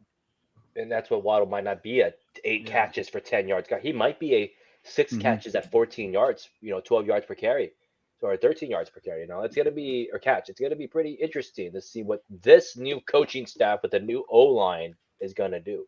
Yeah, no. So but no, the way little backstory on how Waddle ended up on my team, how I made the joke about the 401k earlier. I was helping a client, at my day job, and fucking, I handed my phone to my coworker. I was like, "Yo, check out my team so far. Like, this is what I got." Handed it back. When he handed it back, my thumb hit. It just hit my touchscreen, and I had set my phone down, and I didn't realize that when I had set my phone down and picked it back up, my screen was still unlocked. And I completely 100%, even when I did it and I saw it go through, I was like, fuck, that wasn't supposed to happen. But I'm actually kind of happy with it. Following Jalen Waddle, we then decided to go. I'm trying to remember which order I went in. I believe I went Cordell Patterson. Or no, I went Clyde Edwards-Helaire after that. Yeah, I went Clyde Edwards-Helaire after that. I went CEH. Big ups to the homie Mike. Went ahead and I snatched up CEH. I think that they're going to be probably a little bit more run heavy this year, and they're going to be more reliant on the run than what they were previous years. If there's any time to probably release CEH, it's probably now when you don't have Tyreek Hill to create a balance and be able to utilize the run to open up Travis Kelce. From there, my thought process, I start twiddling my thumbs. I'm like, fuck. Okay, like what's going to be my next move after this? And I needed to get a QB2. I ended up going Tannehill. I should have probably waited on Wentz. Following Tannehill, we needed to get a tight end. The fact that this man was still available with this new and improved Detroit offense, I kind of got a chub to see his name still available. I'm not gonna lie, I almost fucking flipped over my desk. I got that hard. We went with TJ Hawkinson. We always end up with the Rumboy rookie on the rule one of being a Rumboy. We always draft a player that we interview. Like every team that I'm always gonna have one of my 2019 guys on that team. Good thing it's not Locke. Huh? I mean, obviously, right? I wouldn't do that. Fuck you, boo. Hey, but for real, hey, but speaking of Locke, hey, from an analyst standpoint, a little behind the scenes, Locke's Sky report in his film breakdown, that was one of the most fun. That was like probably the most fun I had on that profile, just because like he was 8-4 coming out of Mizzou, and like you watch that film, you watch every single motherfucking Mizzou game that he played, like. He was fighting through adversity. Like he was fighting to win to will that team to victories. Yeah. Sure. So I just want to make sure right now, actually. Shit. Hey, I'll run through this and then you can announce your pick. So yeah, we went Hawkinson. Following Hawkinson, we grabbed our QB2 at Tannehill. And then I went Chase Claypool. Big ups to Raj. I feel like he's gonna be the one up there in Pittsburgh. I feel like he's the guy. Mapletron. I'm subscribing to Mapletron this year, just because they don't have a whole lot. So what the fuck else are you really gonna do, my guy? They do have a lot. Well, I mean, Deontay Johnson. From the standpoint of Raj, in the context of what I'm speaking of, is in the sense that you lose a veteran like Big Ben. That's the angle that I'm approaching that, Raj. That was I mean, on paper, he's the 2, so like that would be the right answer to things. Like you don't have a lot outside of Deontay. Claypool. It's not like Claypool's buried in depth chart. In my opinion, he would be, but maybe in Robbie he doesn't believe he's. And call me crazy on this. I think even Claypool could emerge as number one by the end of the season. And that's no disrespect to Deontay Johnson. That's just how talented Claypool Deontay Johnson is my from an size. athletic perspective. Deontay Johnson's my size. I wouldn't go But that's a testament to how good he is. Like, you know what I mean? Yeah. Yeah, no, I mean, Deontay Johnson's awesome. I love Deontay Johnson. Raj, what age did I stop playing football? I stopped playing football at 28, bro. Yes, sir. God damn, fuck you. Are you Had to do it again. Are you alluding to the Steelers potentially snubbing you for their 53-man roster one year, Robbie? Fuck no. I'm 31, dude. Fucking no, I bring that up because like coming from someone who's not taking hits at that level, Deontay being this size, like Deshaun Jackson could have, like Deshaun Jackson didn't have like a huge like crazy longevity career, No. Like it's playing at that build and at that size is a fucking nightmare. I'm gonna be honest. Yeah, it's not easy. That's why we worry about Tutu Atwell. Ha ha. Fucking little Tutu. That preseason game when he got, I was like, holy shit, that kid flew. Hey Robbie, look what Ryan put in the chat. I just put it up. Ryan Searfuss. Yeah, but Deontay is good and not full of 9F shit. I think he meant not full of shit. Yeah, not full of shit. That's what he meant. No. It's all good. It's all good. Hey, Ryan, you're right. You're right. Hey, Chase is running around chasing overtime Megan, and shit. So hey, I don't blame him. I don't blame him at all. God damn, I don't blame him at all. Fuck, I don't blame him at all. Alrighty. Then from there, following Chase Claypool, I went again. Running back. I went back to the running back, and we had to grab our guy from last year that, in the absence of Derrick Henry, got us to the 84th overall spot to finish out Scott Fishbowl last year. The guy that realistically, aside from Derrick Henry and what he did prior to injury, realistically won us the Tupac division, and that is Cordell Patterson. I was like, you know what? Let's run it back. I always try and find a guy that I can run it back with. This year, I couldn't run it back with Henry because he was taken literally right before I grabbed Zeke. So we went ahead and we grabbed Cordell Patterson to run it back. Then I grabbed a rookie in Christian Watson. I know everyone's thinking like, Robbie, you don't draft rookies that early in fantasy. That's not your style. I've watched you since 2018. What the fuck is going on in your mind? Chaos is what's going on in my mind, because chaos is what's going to be happening up there in Green Bay as Aaron Rodgers searches for a motherfucking receiver. And I think that Christian Watson could be that guy. It's Sammy Watkins week 1. So week 1, Sammy Watkins. We're all going to put him on our DFS lineups. We know what we're doing week 1. But for long-term fantasy, we're not drafting Sammy Watkins. We'll just let him go off week 1, let someone have their week 1 victory lap, and then that fucker will suck the rest of the season, and his dues just basically became a fucking McDonald's burger for us, or whatever, however your league dues are. And then finally, I closed out with Swerve and Irvin. So actually, both my tight ends are 2019 guys, both guys that I know and I interviewed. I just believe that Swerve and Irvin is going to pop. He's going to pop off this year. He had plenty of time to rest. He had plenty of time to heal off the injury. And I needed something. I needed to find some sort of pairing. I needed to find some sort of stack. And that became the sweetest deal after missing out on Thielen and Jefferson. So, okay. Oh, next up, because I know that fucking Mike Clay ain't watching this shit right now. I'm letting it be known right here, right now. My kicker is coming up next. I am getting my kicker right here, right now. That like next, like as soon what as round? it's my pick. I'm doing the same thing. Round, Robbie? Fuck. Let's see. 13, I think, right? Yeah, I think 13. Yeah, 13. We're About 2 moving from super 12. slow. All right. Who do I take right now? I have my pick. It's been 2 hours. I was fucking really out of it. I just got home. I have a choice between wide receiver. I think I need a running back, and I do need one. I only got 2. Do I go grab Rashad Penny, which I'm kind of whatever on? I think he's fine enough. Or Miles Sanders. I think Miles Sanders might be another shot at. Young Money Coup, bro.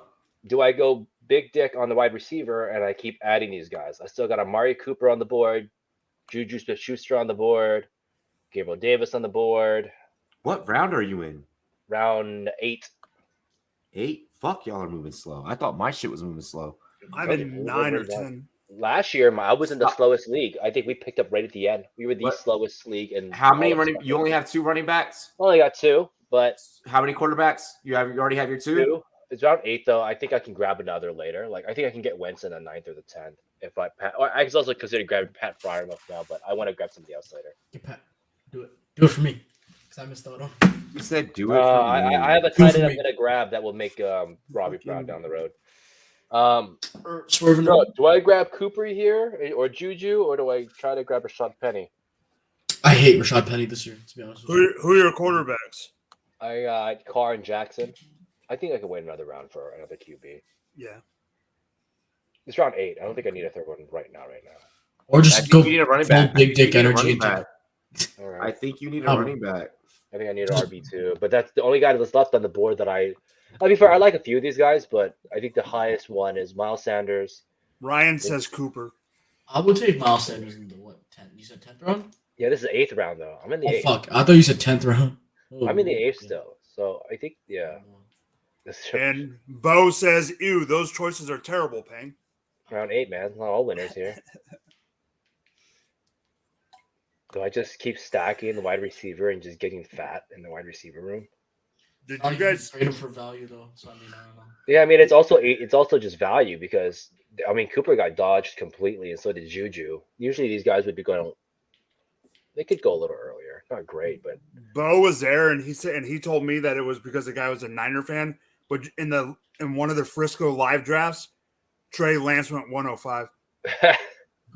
It's terrible. I could grab Elijah Mitchell. How would you guys talk about Elijah Mitchell?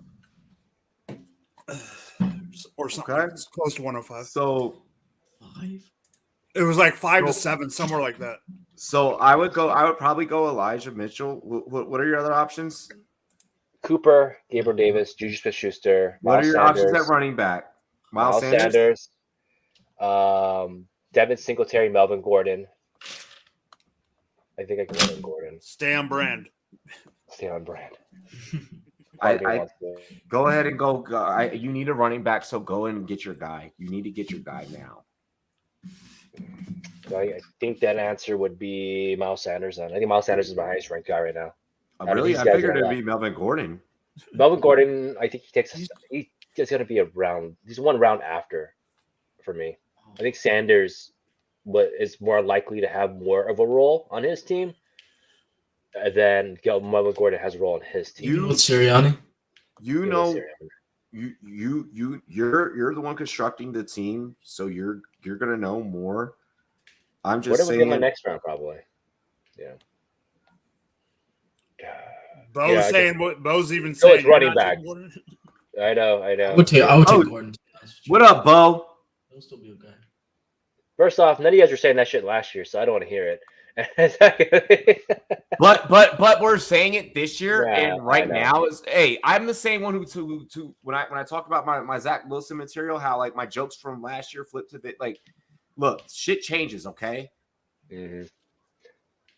I could get Marlon Mack. I'm just kidding. Oh yeah, I could get Marlon Mack later. I like Marlon Mack this year actually.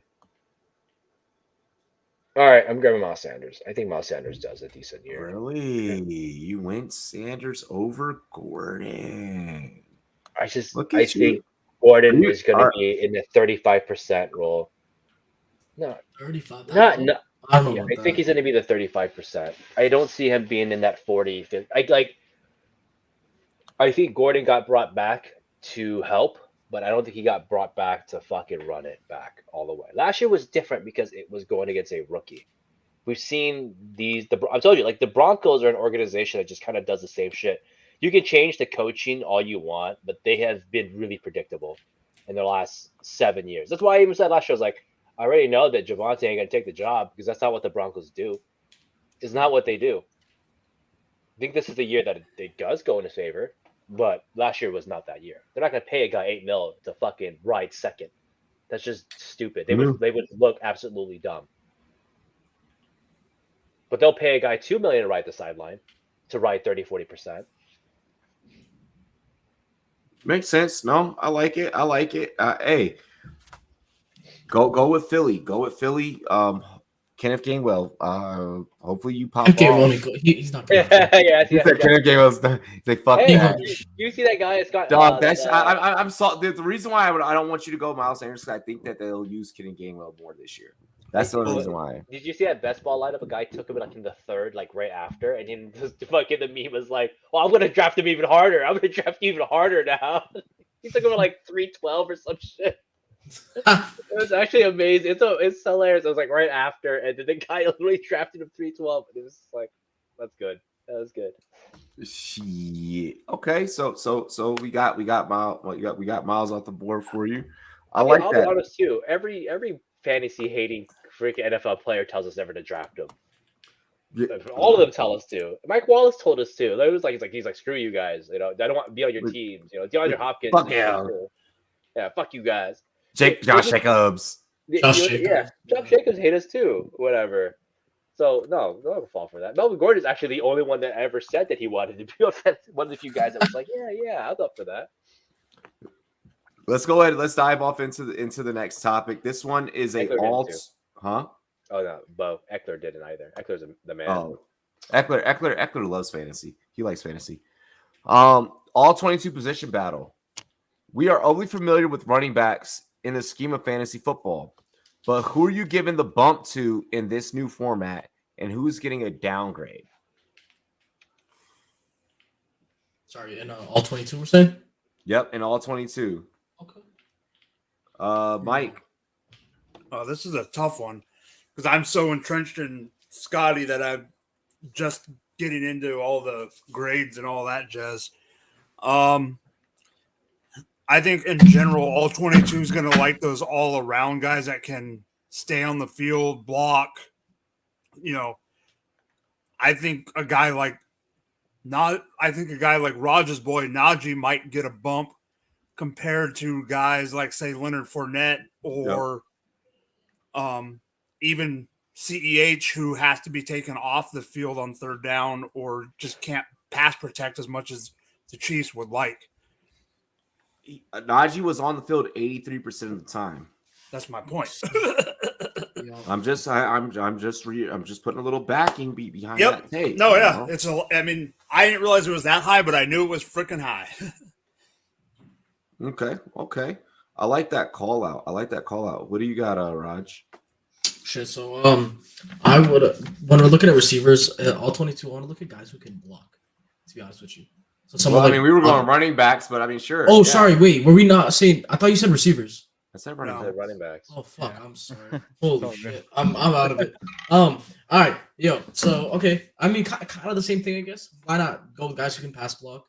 I'd be down for Najee. He's always going to be good. Mm-hmm. With snap rate, the efficiency's not really there. Going to improve with that with the O-line getting better. I'll go someone like probably. Damn, I had receivers in my mind, so I can't even think of fucking running backs now. I don't know why I heard receivers. Okay. Shit. You know what? Fucking. Holy, I can't talk. All right, different take. Fuck it. I'm gonna say fullbacks because they're classified as running backs. Take some fullbacks in all 22. Make it happen. Do you think? Grab some fucking fullbacks. There you go. There's my take. David, here's my take. I'm out of it. So PFF is like factoring blocking now, I guess, with this format for running backs and their value. All things running back. Yeah. Yeah. So Nick Chubb is probably the most versatile back out there in that regard to be an exceptional runner, an exceptional receiver, and an exceptional blocker and pass protection. So his value dramatically spikes as a result of this. As far as someone who gets Ryan. Yes. That's a good question. I mean, there's another one in the chat I want to bring up, but I want to wait to see what Robbie's take is. You know what? Here's who I'll say. The rookie running backs for Breece Hall, for Ken Walker III. Those guys, I think, drop dramatically in terms of their potential value, despite whether they're starting or not for their teams. Which obviously that's the expectation in New York for Breece Hall's case, because they were not exceptional blockers coming out of college. When they were, that's glaringly noticeable on tape. And even though they were the best two running backs, that will come into play, and I think that could affect their value in a negative fashion. Okay. Go ahead, Pig. Oh, come on, guys. You guys gotta set the same shit. Let's get it together. No, there's 4 grades on these guys, right? So PFF, I use this shit a lot. Shout out to the PFF guys. They get a lot of shit for, some of their stuff, but everyone, what's the biggest joke? They'll use PFF to make a point, but shit on PFF if they don't like their point. It's like PFF says they do blah blah blah, but everyone's like they hate them right after. Anyways, fucking double-edged sword, yeah. It is, right? It's kind of stupid. My PFF said. Yeah, but the PFF said no. Actually, Chubb was actually one of the guys. I was actually saying Aaron Jones is a guy that I think is really good at take because he is a receiving guy. He's a decent pass blocker. So don't forget that it's not just the rushing grade matters, the receiving grade matters, and the passing block grade, and if even possible, run blocking grade matters but it's not as heavy. I know everyone says they wanted to get the pass block guys, but the pass block guys are not always the highest rated. It's actually the guys that do rushing. The highest rated guys are usually the best rushers, followed by the best receivers, right? So I would look at Aaron Jones. I know Tony Pollard was up there for a minute.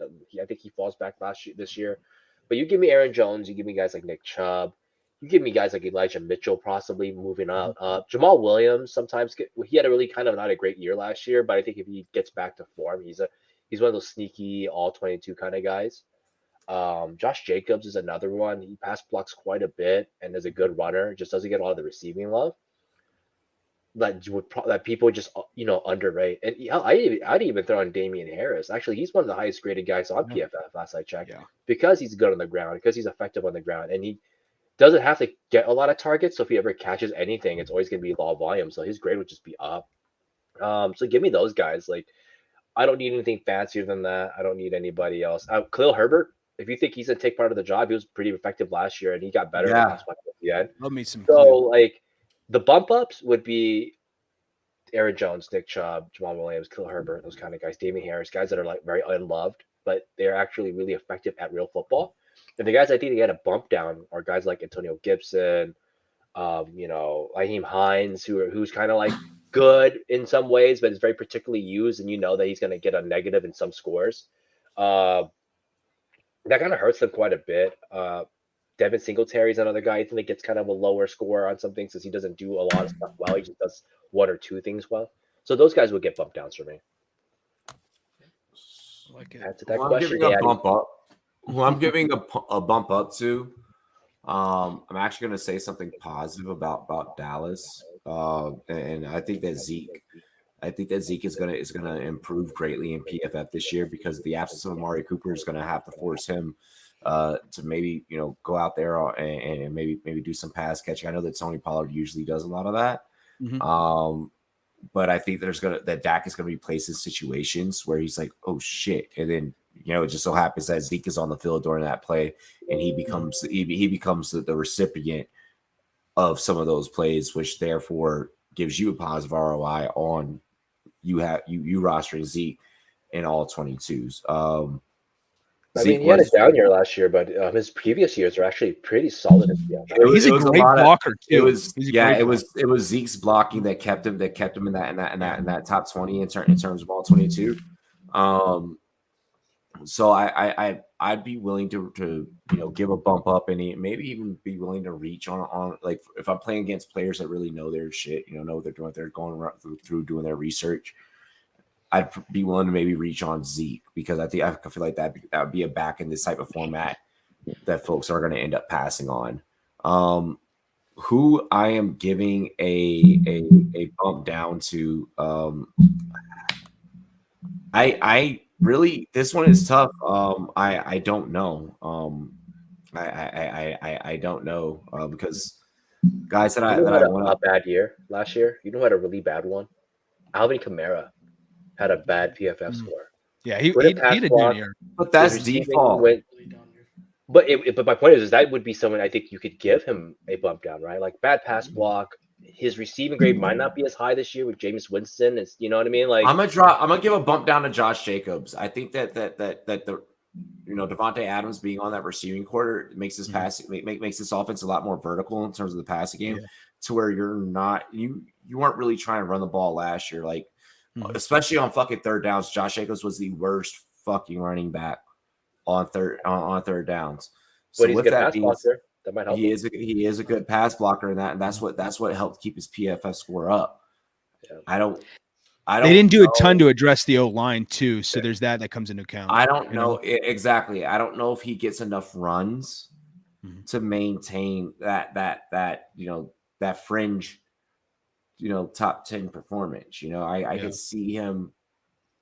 I could see him. Maybe having a little bit of a drop off. Like you're not going to be able to survive in a format that is based on PFF, where it's taking all of your abilities into account as a player,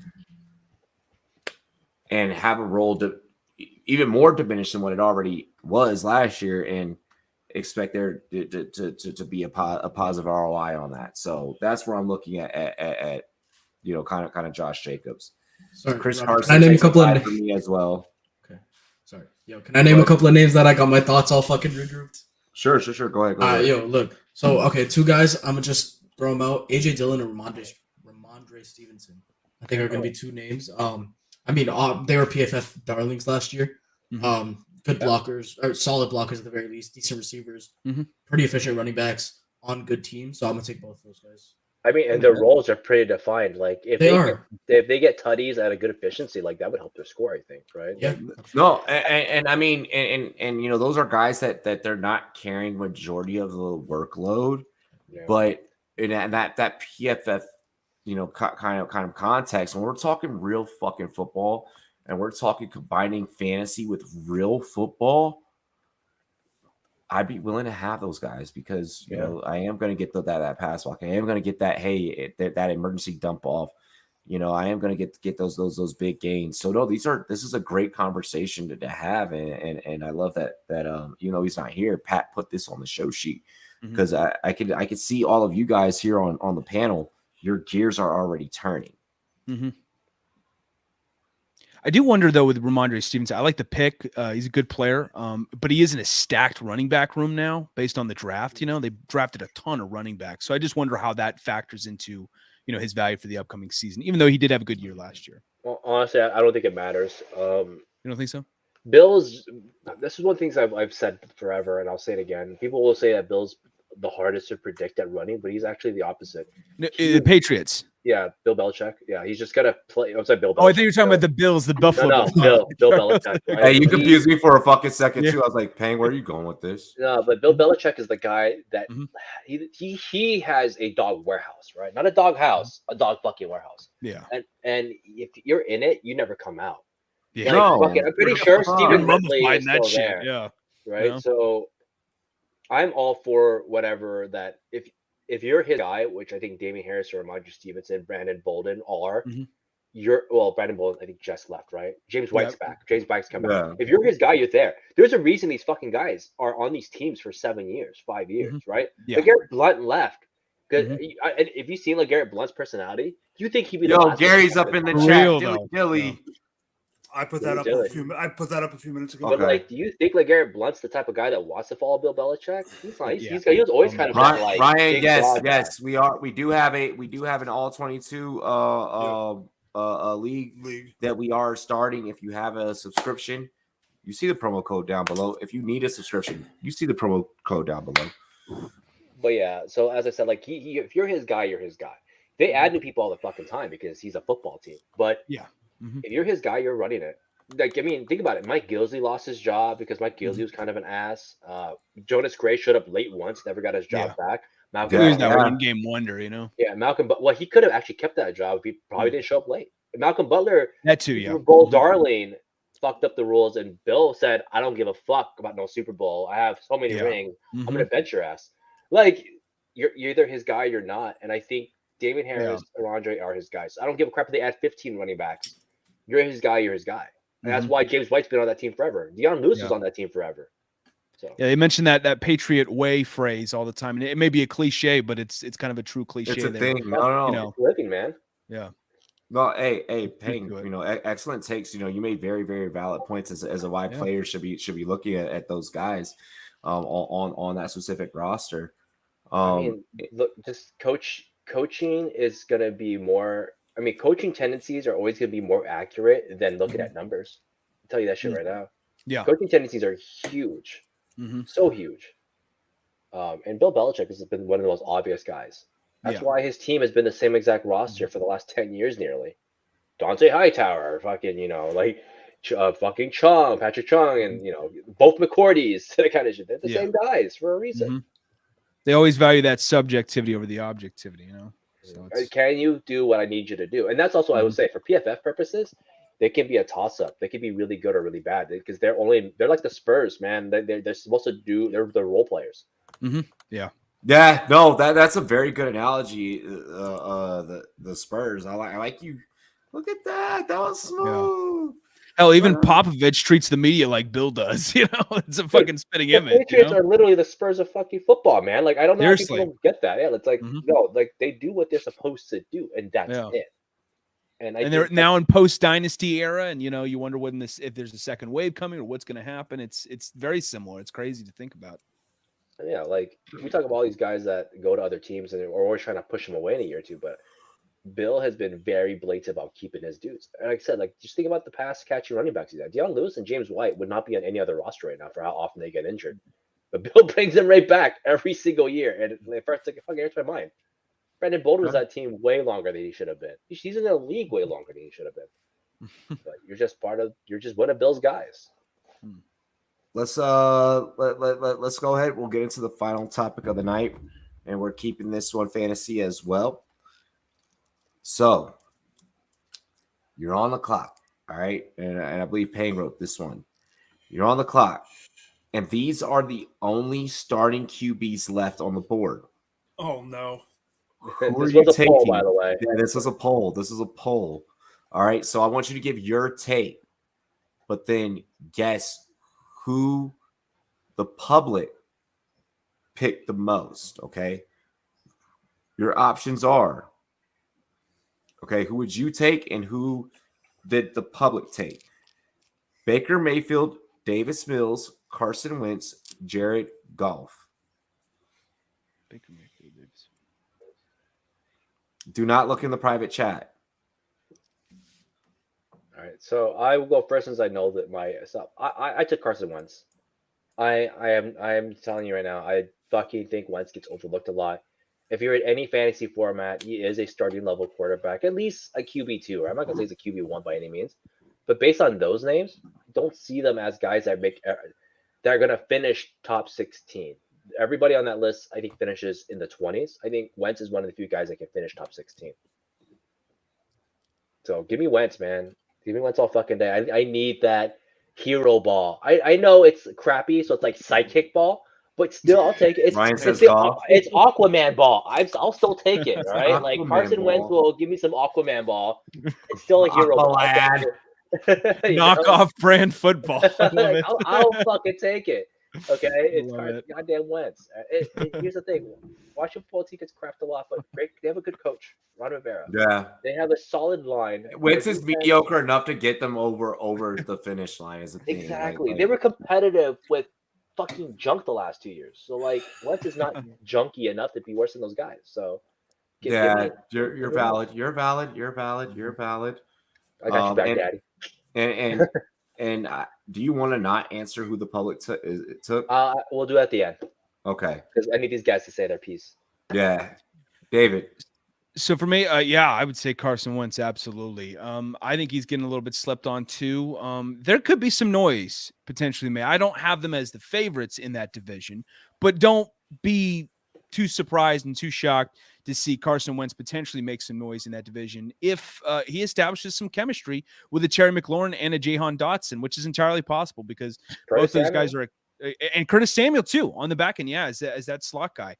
There's a lot of talent in Washington offensively from the skills positions that you need to be, keeping your eyes peeled for, honestly. And I think if Wentz can just fine tune, I'm fine with him for the first, significant chunk of the season. It's just the back end of the season. Can he be clutch when the when his team calls upon him to do so, to be so in the latter part of the season? That's my biggest concern when it comes to Wentz. And just like I said, like we all know this, not reverting back to that previous 2020 form when he was with the Eagles, closing out his career there, where he just looked like absolute dog shit. He looked absolutely a shell of his former self, but he reignited himself to some degree, I think, with the Colts. And I think we could see more of that in 2021 compared to 2020 in this upcoming season. So I'm in full support of Peng's pick. Yeah. Okay, me next. All right. Yeah, so question is, I'm on the clock. Those are the starting QBs left. And honestly, I think I'd take the shot on Baker. I think, really? Yeah, honestly, because I would go as far as saying I like his roster the most out of any of these other guys. Receiving core, O-line, defense, running backs. Funny enough, a couple weeks ago, I would have said I hate that O-line, but they did do enough moves that I have to give them some respect. Yeah, they were 31st, I think, last year, or 30th in O-line. I think this year they're probably in the 20s. Which, don't get me wrong, it's not amazing. Not great, but better than it was. Better than fucking bottom 2. Exactly. Right? Yeah. But Baker did come from a top 7 to 5 O-line, so I'm always. He did. I agree, but I think his receiving cores are better. Or his receiving cores better. Tight ends are solid. I think overall he has the best roster, and he provides the most upside for me as a fantasy player. What was your take, Raj? I said I'm going Baker, just based on roster build, like roster around him, talent, like value for the pick, talent. Because we haven't seen Baker healthy in a year and a half. So he's a solid quarterback.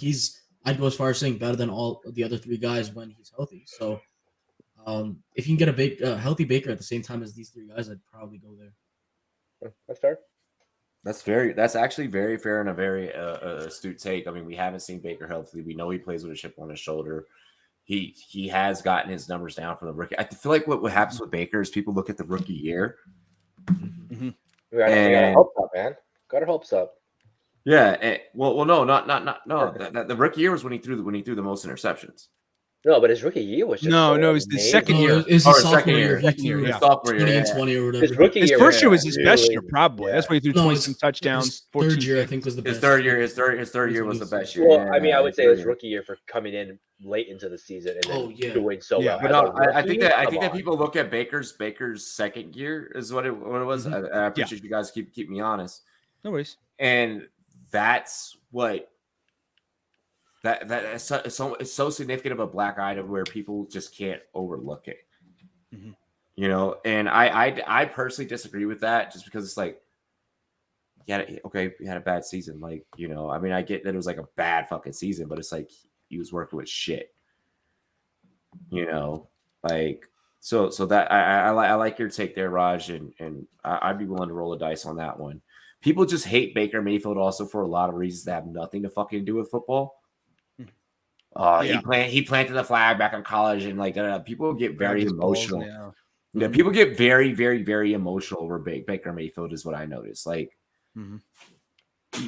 Baker Mayfield is like if almost as if like Johnny Manziel kind of played out and worked out. Like that's how I feel like that's how people treat it.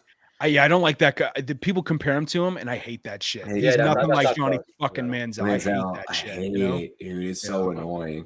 Yeah. So, thinking about this, to me, Goff would be towards the bottom. I don't know about Baker. I do think he's going to be better in Carolina.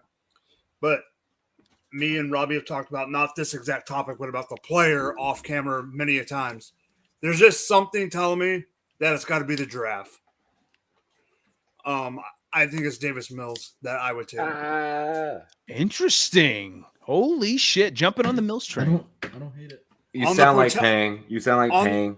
On the potential. I fucking picked Wentz. Yeah, I know you picked Wentz, but I was shocked that you picked Wentz. Why? I was expecting you to go Mills. Why would I go Davis Mills? Because you are all on that man's dick. I never said shit about the guy. Davis Mills is so good, guys. Davis Mills. No, I say Ryan Tannehill. You keep getting these white dudes mixed up, man. I'm telling you. No, there's only one motherfucker with a giraffe neck that you talk about. No, that's not me, dude. You got the wrong guy. He brags quite a bit about Wentz. I hear him stick up for Wentz a lot more. But he's also bragging about Davis Mills. Are the two guys I talk about the most. I've actually only written about Davis Mills one time this season. I mean, that neck is, let's be frank, it's a fucking work of art, man. That thing is. I write about the Texans. A question about the Nico neck. Collins is the guy I write about the most. Oh, I love Nico Collins. I'm all for I love fucking Nico. I love Nico. But the question is, what neck is more impressive? Davis Mills or Mike Glennon? I think it's got to be Glennon. Yeah, dude. The neck that came first. First. Dude, I was just saying this the other day on my podcast. I would love to see like a giraffe neck battle between him and Glennon. You know, they're just doing that thing. Little click. Just fucking CT. Just see them go at it. Like there's a brawl, and in between, it's just them just slapping their necks at each other. Shit. Oh, okay, shit. Mike. So you're gonna go Mills over Wentz? Yes. I like that.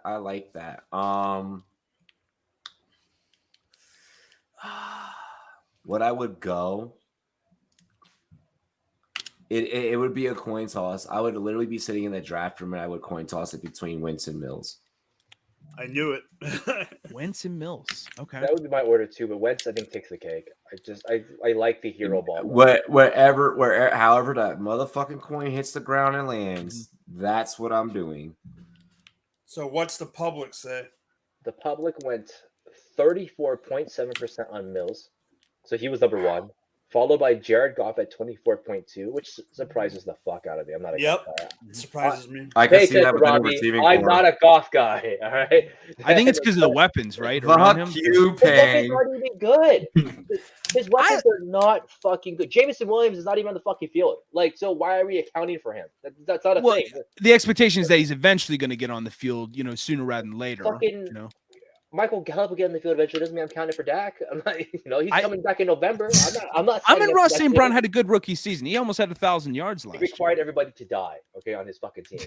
Okay, it wasn't a great pass for Hunter Renfrow. It required everybody to leave the team for him to move up. I'm not doing that. But then it went Wentz third, Baker Mayfield last, which I was actually surprised the most. For all the people that jerk off Baker Mayfield, I actually thought he would end up at least second or third on the list. I did not expect him to be dead last. So for me, if I were to rank them, and you guys can let me know if I need to stand corrected or not, I would rank it Mills, Wentz, Mayfield, Goff. That's my. And I could maybe even swap. I could even swap like two around. I could swap Wentz and Mills, or I could swap. Or I could swap the middle of Wentz and Baker. I can swap the middle, but for me personally, Mills is 1 and Goff is 4. I don't blame anyone for buying into the Mills hype, but I do wonder. I would probably say, not that it matters, but there's Mayfield and Goff. You know, no, there's not. Actually, do you feel like these numbers mathematically reflect recency bias? I don't think it does because they should have voted Mills lower. Mills on paper looked better towards the end of the season. But his last game or two was not good. So in other words, recency bias. No, they voted him high, even though his last game was pretty junk. I think he played the Niners, and I think he barely put up 200 yards or something. It wasn't as impressive as he was. And of course Wentz, obviously, and then what did Goff didn't even play the last 2 games or 3 games? So you know what I mean? I don't know. I'm surprised. I actually really thought Baker was going to win this poll or get close. I think he should have.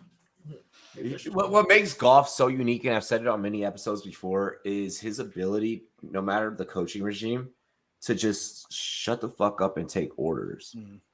I think people liked Goff because he's an underdog story now, right? People love the underdog stories, and I think Goff kind of is his team left him behind. Now he's in Detroit, which is dumpster fire fucking franchise.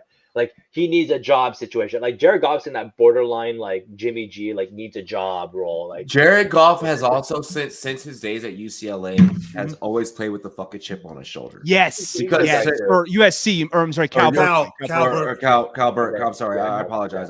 Cal Burke. That's Ross Rose. But yes, you're right. You're absolutely right. But the reason for that is because to him, he feels like no matter what the public interprets of him, in his mind, he's that motherfucker. You can't replace that. You can't teach that. I want that. I want that to be my starting quarterback. I want my starting quarterback to be like, I don't give a fuck. I'm just gonna go out here and I'm gonna do me. Like I'm gonna do my job. You know, like he shows up to work on time, does his goddamn job. You can't complain about a guy like that. What are you saying, Pang? I'm sorry. You ever seen that video of him when he goes to a JUCO field? Oh yeah, that's literally balling on. That shit's so funny. I like that's that. right down. That's like right fucking around the corner from the campus. No, that's 45 minutes away from my house. Yeah.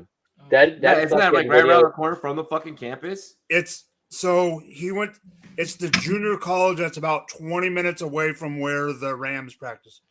Yeah. Okay. Yeah. Makes sense. Yeah. He's in that's in Thousand Oaks. He's in Thousand Oaks. That school was in Ventura. Yeah. Interesting. Wow. So I remember seeing that video. I remember seeing that video because didn't fucking he showed up in the old school goddamn helmet and shit. He showed an old helmet. He had shaggy hair. Yeah, shaggy hair. Yeah. Or was it shaggy hair? Yeah. But I think at one point in the clip, he wore a leather head. He kind of like one of those middle school emo kids, you know? Yeah. But the part that cracks me out about Goff, and like I said, this is my issue I've always had with Goff. It was that he is definitely an NFL caliber quarterback. Yeah. But the things he fell short on were very apparent. He was probably what they would say pro ready, but not necessarily the best talent. And it sucks because he obviously is showing it right now. He's shown it the last few years, and he's continuing showing it that you can kind of like Jimmy G, right? When he overthrows Emmanuel Sanders at the end. I feel like that's exactly a throw Goff would have made too. The exact throw would have been overthrown. They lose the Super Bowl situation, that's how it felt about Goff. But he is an NFL caliber quarterback, probably in the 20s zone. Yeah. It just sucks that he's got, like I said, he's an underdog right now, so people are voting him up. I think they think they like him, but I don't think anybody wants him. I remember him coming out of college, and when he was the first overall pick, he was probably the least talked about first overall pick. I felt like people were talking about Wentz far more than they were talking about him coming into the draft. Oh yeah, it was the Eagles, dude. Yeah. And even when he was drafted, though, his rookie year, remember, everyone was calling him a bust after that. But he goes, it was Jeff Fisher. It was bad. I watched it. Yeah, exactly. It was horrible. And he leads him to the Super Bowl. He has 2 Pro Bowl caliber seasons. He's not had an awful career. No, it's dropped off a little bit in recent years compared to what it was like, in the early years with the Rams. But he still can play. He can still play at an NFL caliber level. The biggest criticism is that, is it him or is it Sean McVay? Right. Yeah. And I think the answer has leaned. It's been it's kind of apparent it's Sean McVay. It was Todd Gurley and Sean McVay. Okay. All right. So when you look at the film, I think that run that he made with the Rams was definitely a team effort. I saw a lot of Goff last year that made me feel like that's why the Rams took him. That's why the Rams had him. That's why he made it to where he is. I think his confidence he looked broken last year in the beginning. He wasn't surrounded with a ton of talent. He knew. Okay, mentally speaking, if you're walking into the motherfucking Detroit Lions locker room and you just fell from fucking goddamn grace, you're from Los Angeles to motherfucking Detroit. Yeah. Hear me you out. Gotta pay for your own drinks. Gotta pay for your own sodas. Yeah. Exactly. You went from meeting every other chick that has a fucking OnlyFans page to goddamn people with no goddamn teeth in their mouth. From Venice Beach to goddamn 8 Mile, Exactly. Because I live at home in a trailer. Dr. Dre to Cheddar Bob. Exactly. Come on, bro. Wow. I'd be fucking defeated too if I lived in a town where someone shot themselves in the leg, and that's the most notorious thing that happened in that city in a motherfucking movie. I know, but like I said, I think Goff has always been kind of a starter. I just don't know if he was ever a top 8 talent in the league. That's all I feel he is. I think that with Goff, you give him a good coach. It is actually he just knows how to listen. He just knows how to go out there. Okay, coach, yeah, I'll go do that. All right, boom. You give him a solid coach. You give him talent. Send Goff to motherfucking who has a talentless quarterback right now? Jameis Winston don't look that great right now. I'm gonna be honest. James Winston look goofy. That roster doesn't Seattle. look good either. Don't be Drew sending Lock, out yeah. like bad rosters. Give golf to the Aints.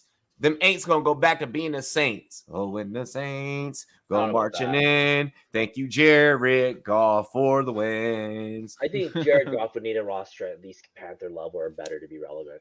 He can't be going to like the Saints. Panther level, Panther motherfucker. That Panthers roster is dog shit. Robbie Anderson doesn't even want to catch a goddamn ball anymore. No, but I'm just talking about from an O-line, DJ Moore. Can we Robbie discuss Anderson, why the fuck Robbie Eric Anderson looks like Brittany Griner? May she get out of jail? Christian McCaffrey is a overall better RB than Alvin Kamara. Like that kind of shit looks a lot better. I actually like the Lions roster this year. Maybe that's just me, but I love like it. Like, I think the Lions are gonna bank us some motherfucking cash. The Lions O-line is always fun to look at. They're so fucking good out there. Yes. Now I don't think they're going to be topping out the NFC like some people are saying. I think that's a little too fucking. Or the NFC. You're dabbing with some narcotics if you're predicting that shit. I don't like that because it's the receivers on that team are just not pretty, man. Like, Well, you know what, David? Maybe fucking people enjoy drugs. Okay, shit. I mean, like, Seriously, it's that's Amon not Ra. justification. I mean, think about that roster. Did it really change this offseason? And it got what? DJ Shark? Like, that's about it. If DJ Chark comes back healthy and Jameson Williams plays healthy, like I think this team could be destined. They could maybe even win the NFC If North. It's Williams possible, was healthy, you know? this would be a different topic I talk on. But Shark got fucking laughed at when he was in Jacksonville, right? Like, when your coach is questioning, like, if you can play like a man, it's kind of a fucking issue for me. But he also That's didn't also have a great fucking Urban coaching Meyer, situation, man. though. Urban Like, Meyer. Urban bro. fucking Meyer. Even Doug Marrone though, like regressed into kind of a joke, you know? Yeah, it wasn't just him. It was it was all his coaches. They were like, he's not playing like he's a big dude. He's playing weak, and they were calling him out, man. Like they were like, he's playing weak, and I'm like, damn, that's fucked up. It'd be like if you had a center, you called him soft. Like that's not something you want to hear. I'll say one thing in defense of him, though. You know how we're talking about Baker Mayfield moving to a different place and how some guys need a change of scenery to kind of reignite their career. Maybe that could be DJ Chark's case. Yo, is Baker Mayfield Jake Delhomme 2.0? Bro, tell me you don't fucking see it. Tell me you don't see Jake Delhomme 2.0. I'm talking Bojangles commercial fucking Jake Delhomme. Like, this motherfucker popped up trying to sell them fucking biscuits with the honey on it. Here's the reason I don't. gotta see Here's the reason I don't see that because I don't have Bojangles around here. So I've never seen a damn Bojangles commercial. That was when he fucking went to this. That was when he was on that Super Bowl run. But what I'm saying is, I don't live in Carolina. I don't live in the South. Motherfucker, is he Jake Delhomme 2.0 or not? Let the punchline be the punchline. Oh my god, we don't pick apart comedy. Fuck. I think he's like 2008 Jake Delhomme, where like as long as he doesn't like shoot everyone's foot off, like the team will win 13 games because he was like a game manager that year. He wasn't like what he was in 2003, 2004, where he helped them go to the Super Bowl and everything, and he was serviceable. So I could see him being that Panthers that Panthers Super Bowl run. I just love DJ Moore. So? He's so fucking good. I think I'm not gonna say that he has a Super Bowl run, but I could see him like being the guy to like push them into like not as long as Brady's still there, but like maybe they could end up wild card. Like let's be honest, like Baker Mayfield has this ability. Teams that he should not succeed against. That's when the fuck he succeeds. Dude, he's gritty like nobody's business, man. He played with 2 fucking shoulder injuries last year. Serious shoulder injuries, and he still played the whole season. Yeah, no, you're right. You're right. Wait, what happened with the Scampers? What happened with the Dodgers? Four. Oh my gosh! In the 5th, let's go. Real quick. Let me throw a shout out to my boy. One of my buddies is in a fucking underdog tournament, and he's fighting for first place in the Albatross for the PG golf tournament, the Albatross golf tournament, the first one, and he's at possibly winning 10 grand in the next one day. Bro, throw him out there. But boy, Justin, Goats Meet King has 2 teams in the finals right now. So, and he's number 2 right now. He has a chance to be number 1 for 10 G's. For real, I found out the other day. You bringing that up, Pang. I'm a big ups to the homie. I mean, because that's That's high stakes, and that brings up what I'm about to say. Bro, here. like if you had a tournament and you beat, I don't give a fuck about the money. If you knock out thousands of dudes and end up at number 1, 2, 3, top 10, man, Bro, like I'm that's the some highlight shit. I'm the same fucking person that'll watch poker. I will watch poker tournaments because here's the thing. All right, it's something, but this we also not only are we a fantasy football channel, we're also gambling channels. You know, so there's that with there's those the marriage between those two, right? If I would pay to watch someone like those final moments, I want to see. I want to see what your reaction is going to be. I want to see like how people watch gamers, like, you know, go in online game and shit, and, like playing like big ass like League of Legends tournaments, like Call of Duty tournaments and shit. I would pay to just watch like the biggest sports gamblers, like just fucking just all have to be in a room and just nail bite, like the emotions, the ups and downs. Like, have any of you ever sat at a sports book? Like, has anyone sat at a sports book? Can't say I have. Never. Yeah.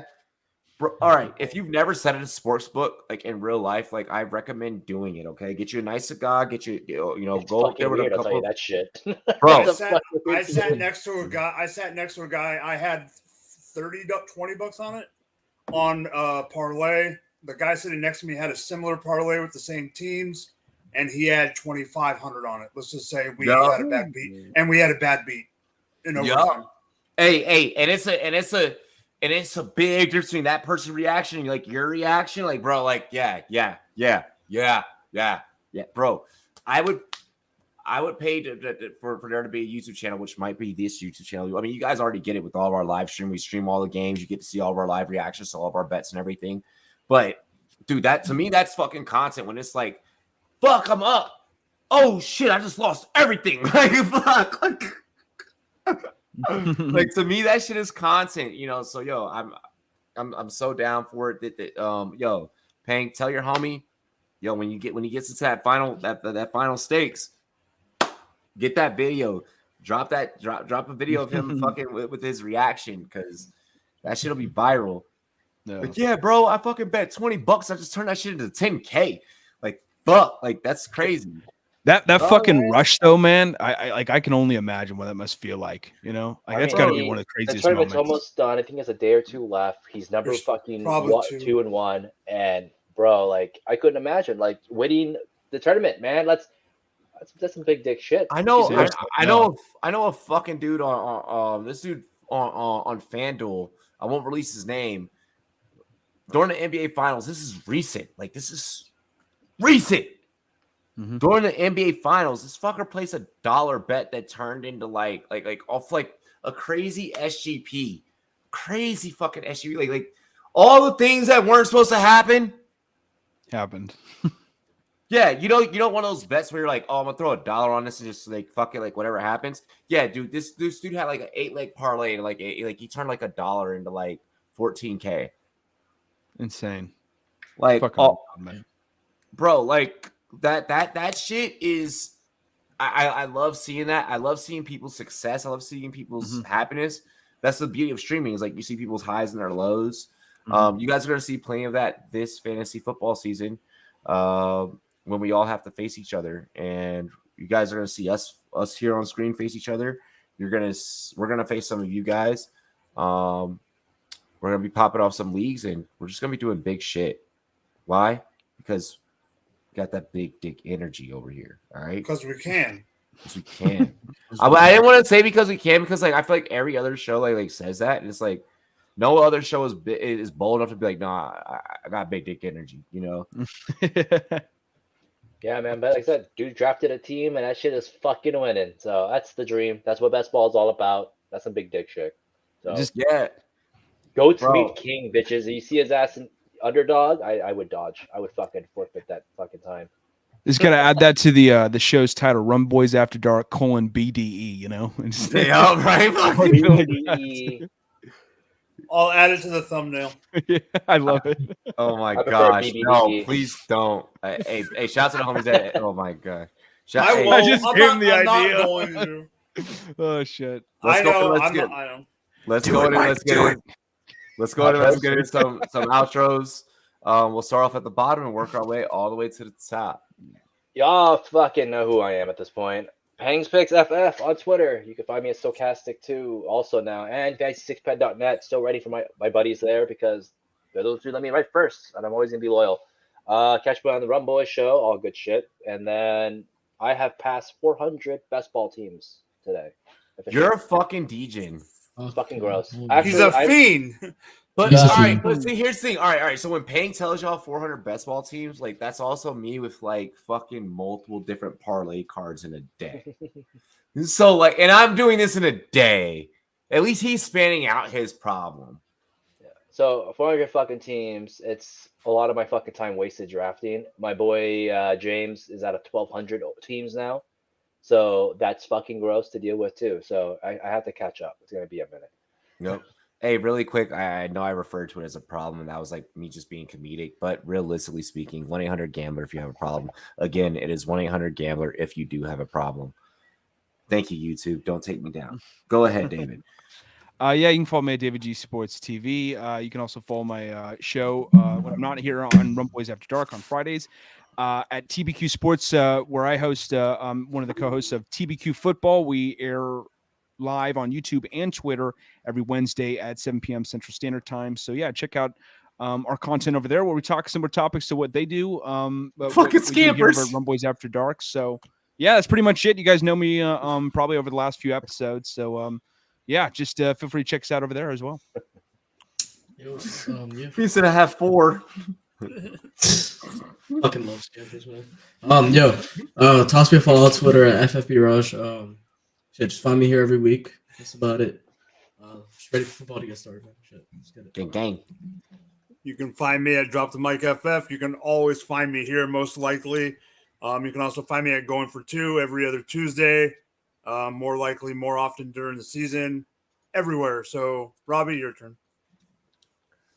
It's your boy Rumboyz Robbie. Promo code Rumboyz on both All 22 and Monkey Knife Fight All 22.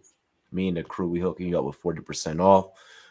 Monkey Knife Fight, we're gonna match your very first deposit all the way up to 100%, up to $100. All right.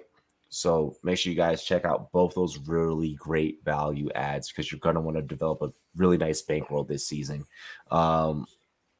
Also, if you need a DraftKings code, if your state is legal and you need a DraftKings code, DM me. I will get you my link. We both get hooked up with $100 to play. All right, so it's a help me help you type of thing. You know what I'm saying? Other than that, Rumboyz content's about to be speeding up. We're really about to be getting after it here. We're gonna be posting some of our drafts and shit.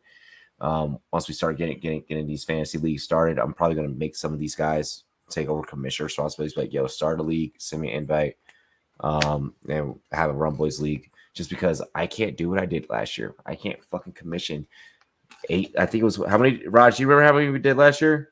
I think it was like 8 leagues, 9 leagues. Almost 10. I don't know what the exact number was. It was like almost 10. We had. I know we had 5 of them for charity, and we had 5 for charity and 4 for cash is what it was. We had 5 for charity and 4 for cash. I will announce all the stipulations, which ones will be cash, which ones will be charity, here coming up.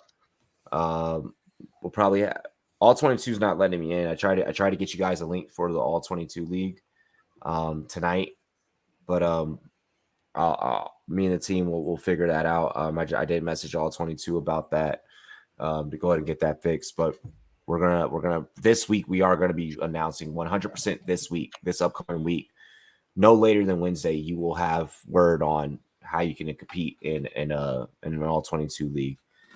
Other than that, fellas, is there anything else that I missed? No. Congrats on your Little League team, though, Robbie. That's awesome, man. 7-1.